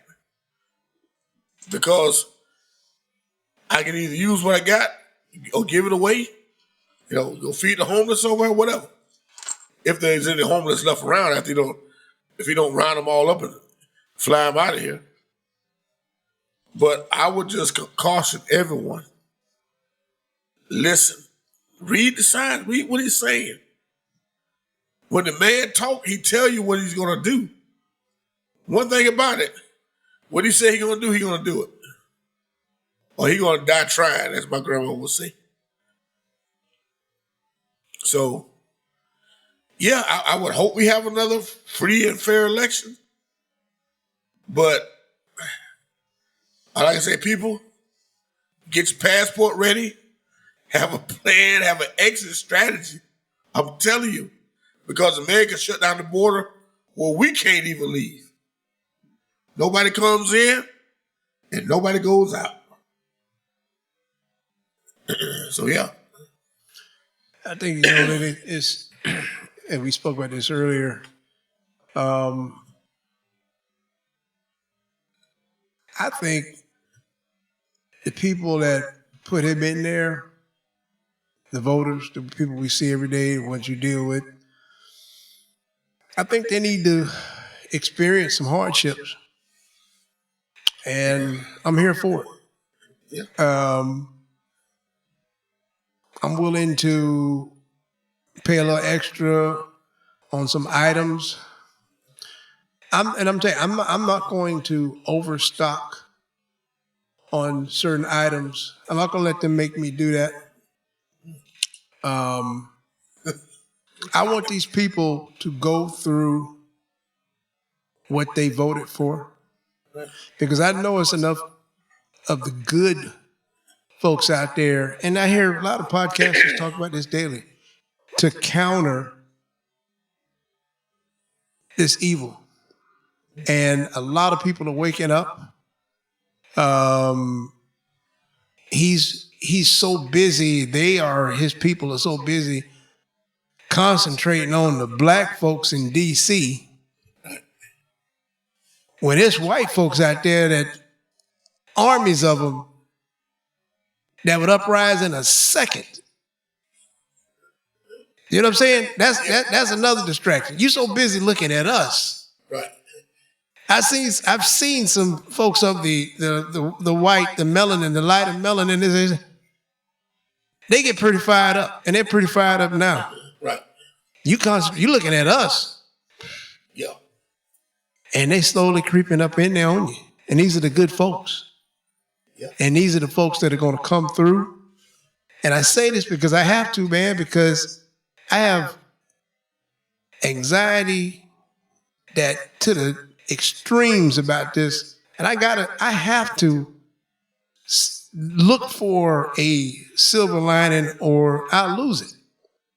Yeah. And I can't go through that every day. I see the bad, I see the racism, I see the people driving around with the "Don't tread on me" and the flags. But you know what's funny? I don't see many Trump signs. Right. They don't want you to know it.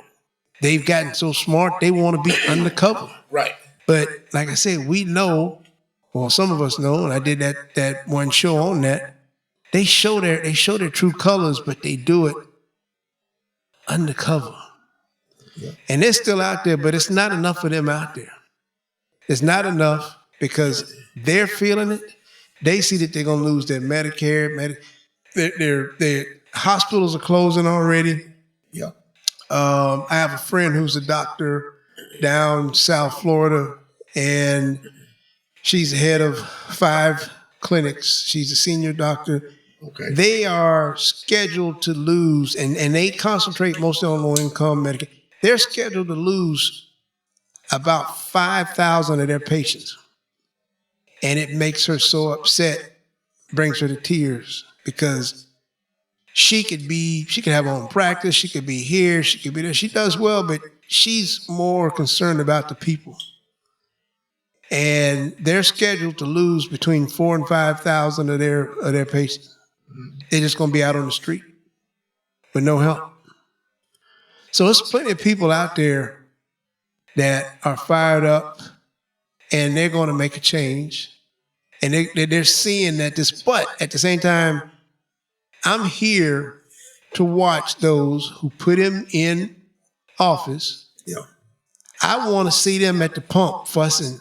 Man, gas is $4.85, $5 a gallon. Ground beef is $19 for a pound.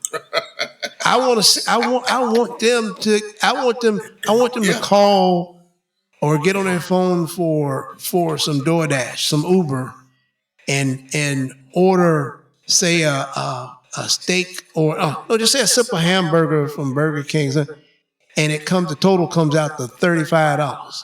Yeah. I want to see them go through that. They deserve it. They deserve it.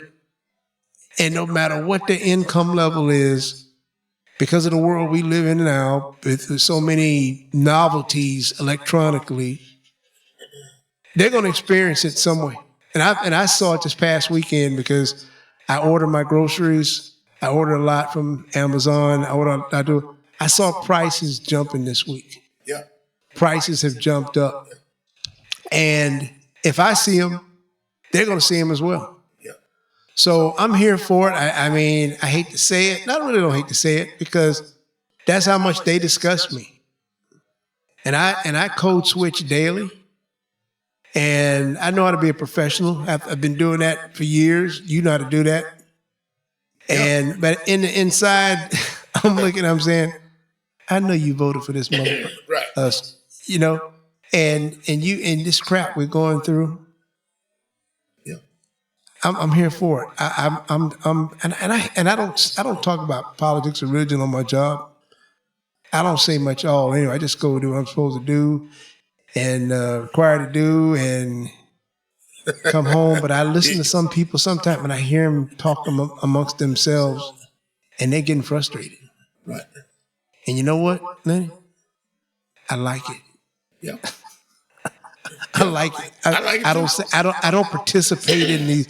I just go in, you know, I just do my job. I don't go to socialize. Right. I don't go happy hour, go do this. On my lunch break, you know, I take my lunch with me, I walk, I exercise, I hydrate. I don't go for social function, you know. My job has a function, and that's what I use it for. Right. And that's what I do, and I just listen. And I can hear the frustration in them sometimes. Yeah. And I love it. I'm just saying like it. I love it because I know you voted for this crap. I think we're hitting on the same way. I think we're hitting on the same wavelength. Yes. Because I want to see them feel it too, just like other people are going to feel it. But I want to have plenty in my storehouse. And not just saying you won't have plenty. You do what you need to do. Yeah. And you know, I'm not telling you folks. I mean. Yeah, the lady is correct on that. Make sure you got your prescriptions in line. That's one of the first things. Make sure you got some prescriptions for more than 30 days. You know, and that's number one. Your medicines, and then you go from there. You know, do your water. You know, your type of diet you're on. I'm on a high protein, low fat diet, so I don't need a whole lot. I just need some protein, and I'm good to go. I'm not trying to eat a ribeye every night. Right. You know? So because I'm looking at it, I want to have my storehouse full. Because I want to eat one. Because when they come by and hey, can you sell some water to us? Do you have any water? Because the water been polluted, it's contaminated. And we can't swallow any contaminated water. And you can be like, hey, what's your cash app? You can cash app. I give you my cash app, and we can help you. I'm sorry. I'm gonna close the door. It's closed. Oh yeah, it's closed because this is you farmers, okay? You farmers who are losing their farms, who's losing their farms to these big these billionaires who bind up your farms. You know, acres are going for what, 20,000 an acre? That's dirt cheap. In some cities, in some places. You're losing it. But you voted for this. You're losing your livestock. So what they're doing with the livestock now, they selling the cows whole. They sell it to the butcher. You get a whole cow shipped to you. They cut the cow up for you and ship it to you. Yeah. All right. You can get that out of the bodegas, out of the Spanish stores now. Yeah. Almost like pretty much cow, call it a bola. Pig, hog. You chop it up, ship it to you. But this is what you voted for, folks. That's what you want. See, when the Alfred Hitchcock used to say, you got to look at the writing on the wall. When the writing was on the wall, folks, you ignored it. You ignored it for 100 days. You ignored it. So that's why did they ignore it? Because of entitlement. Entitlement. I don't need to read Project 2025 Right. Because it's not for me. It's not for me. It's not going to hurt me. It's for the black and brown people. It's not going to hurt me because, see, I can still get in my boat, get in my big 4x4 that's lifted. Got them two Evan Roos on the back. And hook up my truck to my boat with the 3 big Johnson engine on the back and drive to the gas station and fill them up. Yeah. And go out there and sell Saturday, Sunday, drink beer. But I come back Monday morning and I want to throw you a couple cases of Bush Light on the back, right? Yeah. But I want to come back Monday morning when it's time to go to work and complain on how high the gas is that Joe Biden left me. All right? They weren't complaining when they were doing all that. No. So I want those people to feel it. I want to feel it.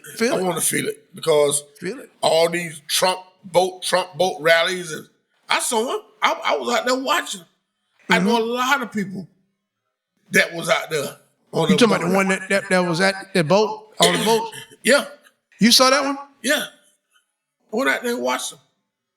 I was campaigning during that time. Yeah. And I went out there when they were getting ready to launch, handing out my flyers, my literature. Yeah. Yeah. I went amongst them, so that's why I have no fear of saying what I gotta say to them. Yeah. Yeah. And they was all out there, gotta get out here for Trump. Get this boat out here in the water. Wait a minute. Look at that guy laugh. Because that's the way they think. I gotta get this boat out here. I gotta get this boat out here for Trump. Yeah. Does you think Trump even... I mean, I'm just going by what you said. It sounds so... Yeah. Get this boat out here for Trump. Yeah. You think Trump give a damn? Got to ride up and down with the flag. Got to make it look good. And you always got to have a lead boat. He got the most flags on his boat. He the most Trumpian of the Trumpers. He leading the pack. And they just playing Lee Greenwood, proud to be an American. And the thing is, that the anthem that they love so much, YMCA, came from a band that was part of LGBTQ, right? But they love that. Yeah. That always that throws my mind totally off. I mean, literally, it's like a fish in the water, and you got a lure. Like you use a lure to catch a fish. Yeah. Okay, you're like, wait a minute. Okay, where's the joke? Is somebody pulling my leg now? Yeah. You hear it at their conventions, and he sings it. Rallies. Are they feeding him bad information? Does he not know, why the song was created? Yeah. And they also did the song in the Navy? Yeah. Okay. And these are songs that are LGBTQ related, I mean. Yeah. Because all you got to lifestyle. We don't hate, but yeah, I mean, Go back to the Village People when they first came out. And you can see how they were dressed. Right. How they were switching and twitching. Okay. Yeah. They kind of like put a little bit more clothes on, but when they first came out, they was risque. Like a mug. So is Trump the Trump staff trying to screw our minds up? I mean, do they not know? Or are they allies? They have taken that. See, this how you go back to what you said, your point. This is how you know they're in a cult. Because most of them of age know that the Village People is a sugar. All right? They know this. But yet they'll be taken and led down a path of destruction because I don't think either Donald Trump don't know or he just playing stupid. Now, there's nothing wrong with the song. I ain't got no problem with whatever the lifestyle is. But I'm not out here beating the drum saying, talking crap about him either. Right. But on one hand, but then on the other hand, if Donald Trump dances to it, I gotta dance to it. The Village People, I gotta listen to it. He's talking about extinguishing or getting rid of transgender care for teens and getting rid of transgender folks, and then in the commercial that comes on right after that is YMCA. Yeah. I mean, do they really not know? I don't, you know, and you want to use the term dumb, incompetent, or does he even know? That's a good question. You're dancing. That's his favorite song. Yeah, you're dancing, singing a song, but you don't like gay people. You don't like transgender people. You don't like transgender people in the military. You got rid of transgender people. Yeah. Some 15, 20-year officers. Yeah. All the way down to infantry men and women, good folks, and you got rid of these people. Yeah, but you're singing in the Navy a song. Well, I think YMCA, even now, well, I don't know. Probably some of the LGBTQ probably have shunned that song from their clubs and various things because of it being associated to him. Yeah. But originally, that's what the genre that the song was created. Yeah. And he's using it. Yeah, because if you go back and look at some of the older videos, especially when they sung in the Navy, and they do the hand clap, you know. It was implying. Yeah. That hot hand clap. Now you see that in churches, the guy with the long fingernails, and they double or triple clapping. Right. You don't see? Yeah. Yeah. Yeah. So I mean, this is, you know, I don't know. It just screws your mind up. Yeah. Do they know? Do they care? But then you get to the same people that you deal with daily, some old classmate, whatever, and they would back that song. Yeah.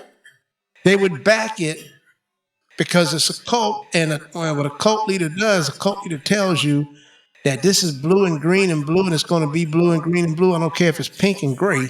You're going to see blue, green, and blue. And you're going to see what he tells you to see. Jim Bob downloaded that on his iPhone. And that's in his top 10. Yeah. He got the big truck. Yeah. He got the big Chevy 4x4. Yeah. With the balls hanging off the back. Yeah. Of the trailer hitch. Don't tread on me. Don't tread on me on the tag. Yeah. Maybe a small Trump sign he probably scraped off of the bumper by now, but you can still see it. Yeah. But he got a stereo cranking with an LGBTQ song. Yeah. Explain that to me. Somebody explain that to me.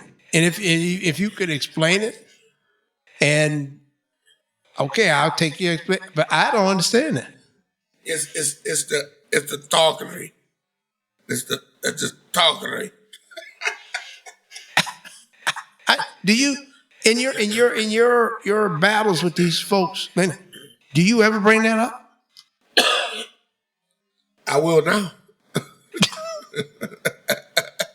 That's gonna lead into my segue on my page. I know you will do, and I know you'll do it well. I know you. You will bring that up and you will drive it into the ground. I'm gonna grind them down like we run into triple ops. I know if you got that in your ammo pouch, yeah. They gonna catch hell. I do now. Now I do. I know you will concoct something good. Yes, I am. Yes, I must. I mean, I don't understand. I don't understand. I don't understand it, but I would be on the first row to see that. Yeah. I would be ringside to see you using that. I would love to see that, because what can you say? And I know you're gonna have some things to back your, the little talk you give or whatever. I mean, you might have some give them some links, give something. I mean, yeah. I'm gonna have it. I'm gonna dress it up and see. I mean, you can even have an LGBTQ guest. Yeah, something to drive the point home. In the Navy, you can sail the 7 seas. Remember they said? Yeah. But they were pushing you're in the Navy because men and men, you're together, just like the YMCA thing. They were suggesting that you could be with your boys. Oh yeah. Oh, don't forget about Macho Man. Wow, that's 3 songs. Yeah. Man, and you know what? I think what the Trump folks did, I saw a special late when I was on YouTube.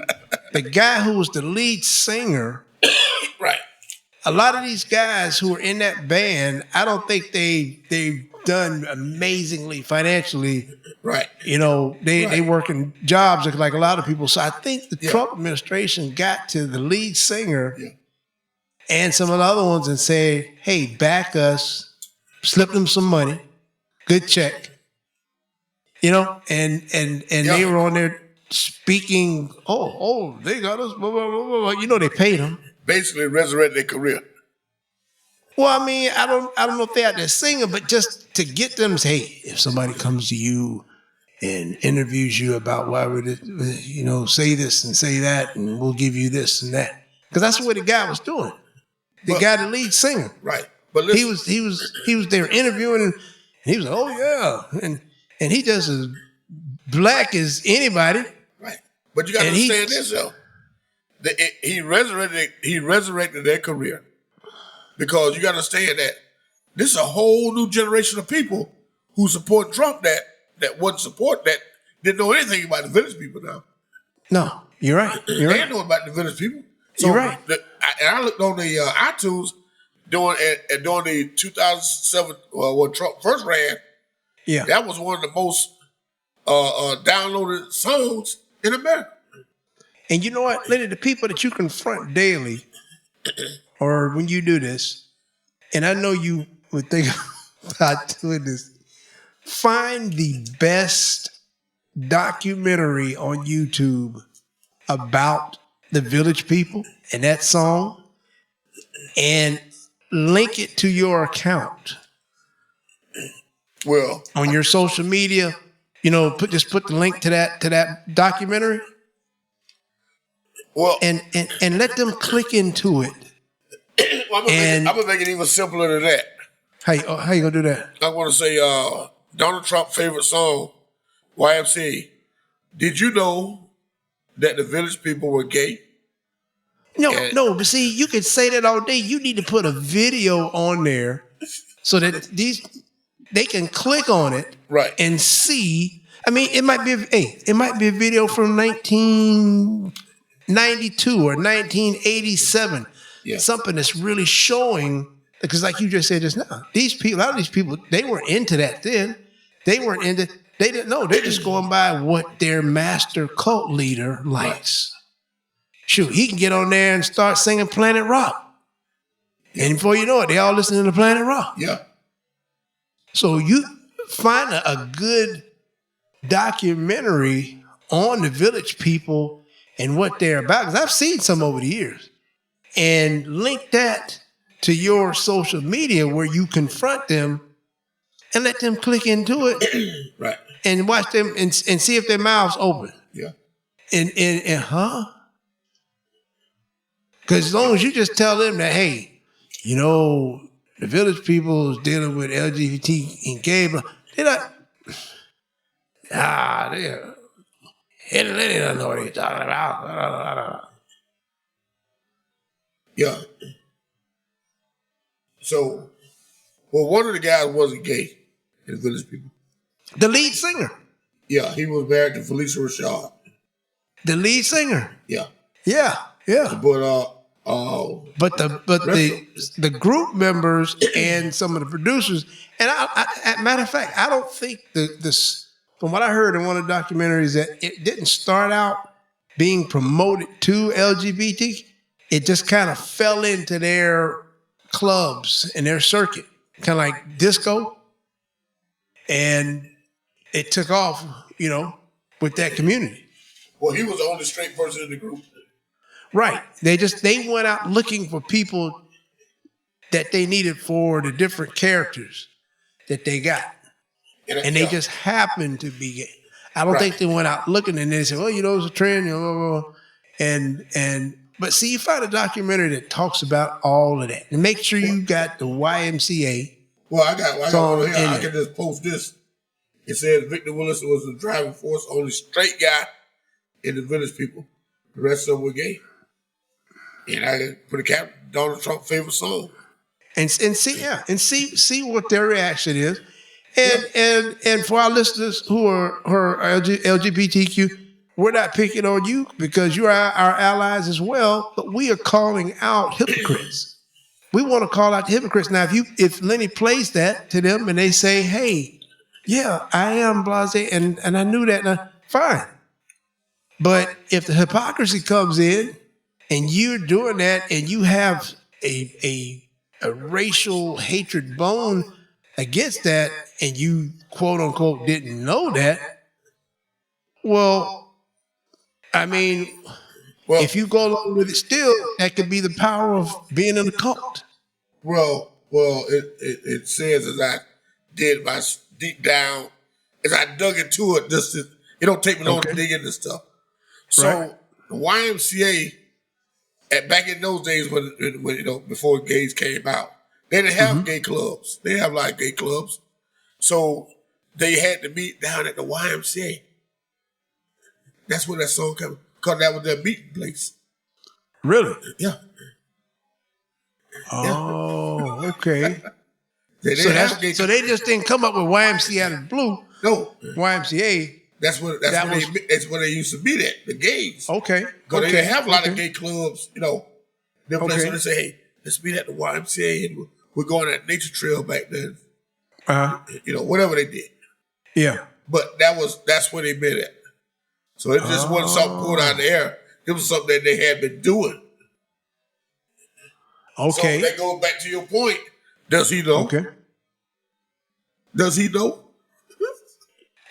Honestly, I don't think so. I don't think he knows either. Because he don't know a lot of stuff. The guy's a mannequin. They give him some Adderall and whatever they fill him up with, and they get him going, and then when he run out like gas, that's it. Yeah. So I don't think the guy ever opened up a World Book Encyclopedia. He never had to. Nope. Couldn't probably tell you how to find a book in the card catalog. Nope. In the library. So no, I don't think with his personality would personally back a band that with an LGBTQ background in the song, and especially what you just said just now. Yeah. I'd never heard that. Yeah. You need to bring that out on your site with these psychos that you be dealing with. Yeah. These lunatics. Yeah. Yeah. So and if you tell them and they're fine with it, they're fine. Yeah, they're fine with it. Yeah, that's fine. Fine. But if you tell them and they're like, huh? No. You mean they used to go to the YMCA because there were no gay clubs? Yeah. And that's what our fearless leader, cult leader, he's singing a song about that? Right. No. But Come on, dude. But they want to get rid of, they want to tear down the gay and lesbian community. Get them out of the service and that Pete Haskate and all these other people. Because they hiding something, man. They hiding something. They're hiding something. Many of them are closeted. Right. And they're hiding it. So in the form of hiding it, they want to tear these people down, and they're willing to do that. I mean, you're seeing daily these church pastors and youth leaders doing things to the kids at church. I mean, daily. Yeah.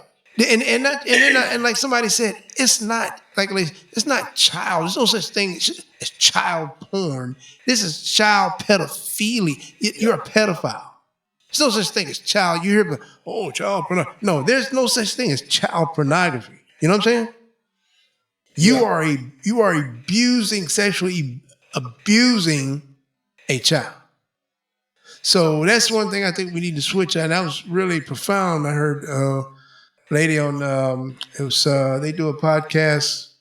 Oh gosh, Angie and Pumps, and I forgot it. They do an amazing podcast, and that makes sense. We're not going to say child porn. They are sexually abusing children. They sexually perverted. Sexually pervertedly abusing children, which I heard another thing today, which just threw me for a loop. And it's from a podcast. I know you're a big fan of the Crooks and Liars website. Yep. One lady, she is an editor for that site, but she and her husband also have a podcast. And her name is Blue Gal. Yeah. And her husband's name is Drift Glass and Blue Gal. They have an incredible podcast. Okay. Very knowledgeable, but she and humorous at the same time. And she said something today that I didn't totally realize. And she said, people are going to have to be straight up and they need to just say things straight out. And she said, Donald Trump had these young girls, it was some video or some even sitting on his lap. Yeah. They weren't 16, they were 13. And he set them on his lap and they stayed on his lap until he ejaculated. Yeah. And then I can believe that. I'm just telling you, I can send you the link. And she said, Send me that link. That's what it needs to be asked in debates, in news press conferences. That's what people need. And you should. This is an awesome. They're a little bit older, and they've been around. But I can say I know you would love this because she is an editor for Crooks and Liars. Yeah. But she goes by Blue Gal, and her husband is Drift Glass, and they do it incredibly. I mean, you learn so much on this podcast. I love these folks. I will definitely send y'all the link. All of you all out there too, our listeners. Yeah. I'll put that link in our show notes. But when she said that, it literally, I just threw me. I was like, and I saw what it did to you just now. That's what she said, and I knew this from hearing it from that other guy who did a biography on him. Yep. But the way she just said it, and she said, no, these weren't young women. She said they were 13 or 14 years old. Now you would think the cult followers, that would be enough to make them shun him, shun anything about him. But no, you get your boy MAGA Mike. Yeah. MAGA Mike, the preacher, to send everybody home when a vote is up about pedophiles. Yeah. You are backing, supporting sexual exploitation of children. Yeah. But because you are part of the government, does that put you above the law?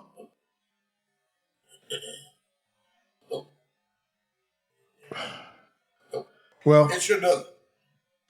I tell you, I think we've hit every part of the dartboard you can hit this evening. And still, it's a ton of other things that you. I mean, it's it is literally insane the foolishness that you hear. I mean, it's like almost like you listen to a movie preview, a comedy movie preview. And you saying, "Is this real? Is it real? It's not. This is not. This is real? This is comedy. Is it real? Is it real?" That's the song. I mean, all you do is shake your head and look down and get mad. And then, you see these people, like I say, you work with, see every day and say, how could you do this? Right. Because you just thought it wouldn't happen to you. Yeah. Because you don't look like them. Right. Yep. And then even worse than that, the ones who do look like them and lost their freaking minds because they think that they didn't look at their skin and think they're part of the colonizing group. Right. And they lost their freaking mind. You can't tell them nothing. Right. I guess it's like your whole group of Byron, all that group of them cotton pickers that he had that were following. I'm just being, I'm sorry, I'm just being straight up. Yeah. They feel, you know what, cotton pickers, and all of a sudden they thought they had a place inside the mansion. Right. And where did they end up? Huh. Where did they end up? Back out in the field. Back out in the field. Yeah. In the slave house. Every last damn one of them. The slave house. The slave house. Well, back out in the field. I tell you what, man. Listen, there's so much that that we have to be aware of. So much with this administration that goes on daily, even when we're sleeping. This guy's up sending out stupid tweets and talking. The guy don't sleep. We know he eats, but he don't sleep. No. So it's we're gonna do our part to keep bringing the funk to you, as they say. That's what it is. It's the funk. It's some stank funk. We're gonna keep bringing the funk to you. It's some stank funk. Because if you don't, we want you to be well informed. We want you to look at the options, listen at the options that you have. Because these people aren't playing, folks. They're not playing. They're not playing. Project 2025 is in full effect.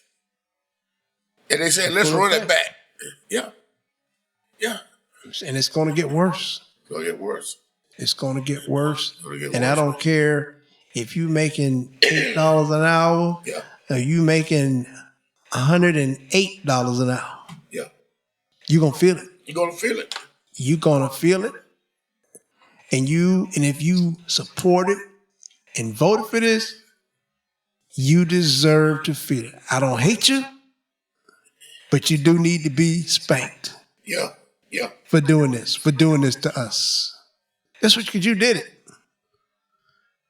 So, well, lady, I tell you, we want to thank all our supporters in the United States and abroad. Our fans in Thailand, our fans in the Philippines that you communicate with. Yeah. And I've communicated with on a couple of occasions as well. They've contacted me as well. Maybe we'll get to visit one day.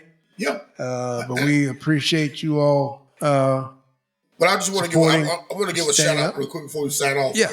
Go ahead. I want to give a shout out to my man Riley over in the Philippines. He listens to us. He listens to us on 101.1. Yes, the best. Really? And also, I want to send a shout out to my man Jackie McCabe over in the Philippines. He listened to us on DWRX 93.1. We're on 101? 101.1. Yes, the best. Are you serious? So my guy Riley, I want to say, and he actually just moved into a new place. So but I'm going to give a shout out to him. He's looking good, looking fresh. And that's my guy. Man, so we got some new folks. Okay. Hey, appreciate you, Riley. Yes, yes. And keep, hey, spread the word, and get ready because, we, have us a nice Airbnb ready. Yeah, we're coming. We're coming. We're gonna bring it to the Philippines, baby. We can do the show over there. Yeah, we can do the show over there. We can do it. You just let us know, and we're going to make it happen.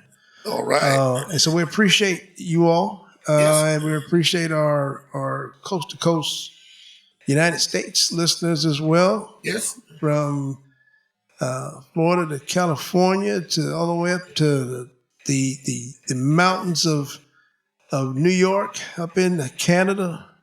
I think we even have some fans in Canada, if I'm not mistaken. Oh yeah, I'm sure. And I've seen some of the lists. It's a really it's a nice sized list of it, but I think we have some fans in Canada. So we're going to thank all of y'all. And as always, we really appreciate everyone's support. We are moving into our episode 14, which is we're almost getting ready for the next season. And we appreciate the support. It wouldn't be happening if it wasn't for you folks. So we really appreciate that. Just a quick note, as Lenny and I said earlier, prepare yourself. Take care of yourself first. You know, any medications that you need to have, get 3 months medication next time. Try to ask your doctor, try to get 3 months medications, get your, have your water, make sure you got an extra pair of glasses, things like that. Stay away from the fatty foods, get proteins, protein like food, things that you can, try to fill up a couple of backpacks, have some things. I gave you the link last week, how you can order medications, various types of medications for colds and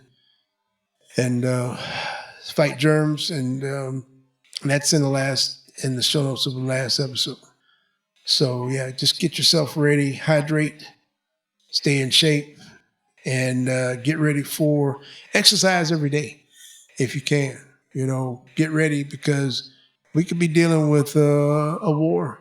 We could be dealing with a battle. Yeah. And you need to be battle ready. I'm just being honest. You need to exercise your physical mind. Your mental mind as well as the physical, your body, physical. So we want to be ready on both. Right. Lenny and I both, we do various forms of workouts, strength training, and we want to be ready. We're always ready. Do whatever you need to do. You might want to, and I'm gonna say it. You might want to increase your ammo supply. We ain't calling for violence, folks. We're not calling for violence, but you got to meet force with force. So get your ammo up. Yeah, get your ammo up. Because in times like these, you would not believe it right now. If you go online tonight and tomorrow, the prices will be higher. They'll be higher. And we are fervent believers in the Second Amendment. And that is not an amendment that is color only.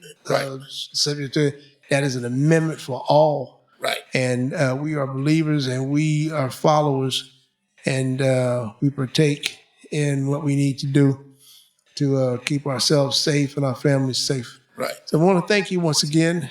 And anything, any last minute things? No, that's it. Thoughts, Lenny? That's it. Just keep listening. Keep listening and keep reaching for the stars, as they say. Right. And we're going to get there, and we're going to conquer this evil. We're going to eradicate it. We're going to get rid of it. We're going to get rid of the scum and the thugs that they call us thugs. They are thugs. We're going to get rid of the thugs of Washington, D.C. and get the real deal, some real folks in there. It's going to be a slow change, but it's going to happen, folks. It's going to happen. So we thank you once again, and we thank you for being supporters of the Soul of Generation X. You can find us on Apple Podcasts, Spotify Podcasts, YouTube Podcasts, iHeartRadio, and as Lenny said, there are even stations in the Philippines. So that is something new to me there, but hey, if it brings us to you, we're all for it. Yeah. So thank you once again for tuning into the Soul of Generation X. Take care. Take care. We thank you for tuning in, and please click that subscription button so that you'll be aware of all new shows and updates.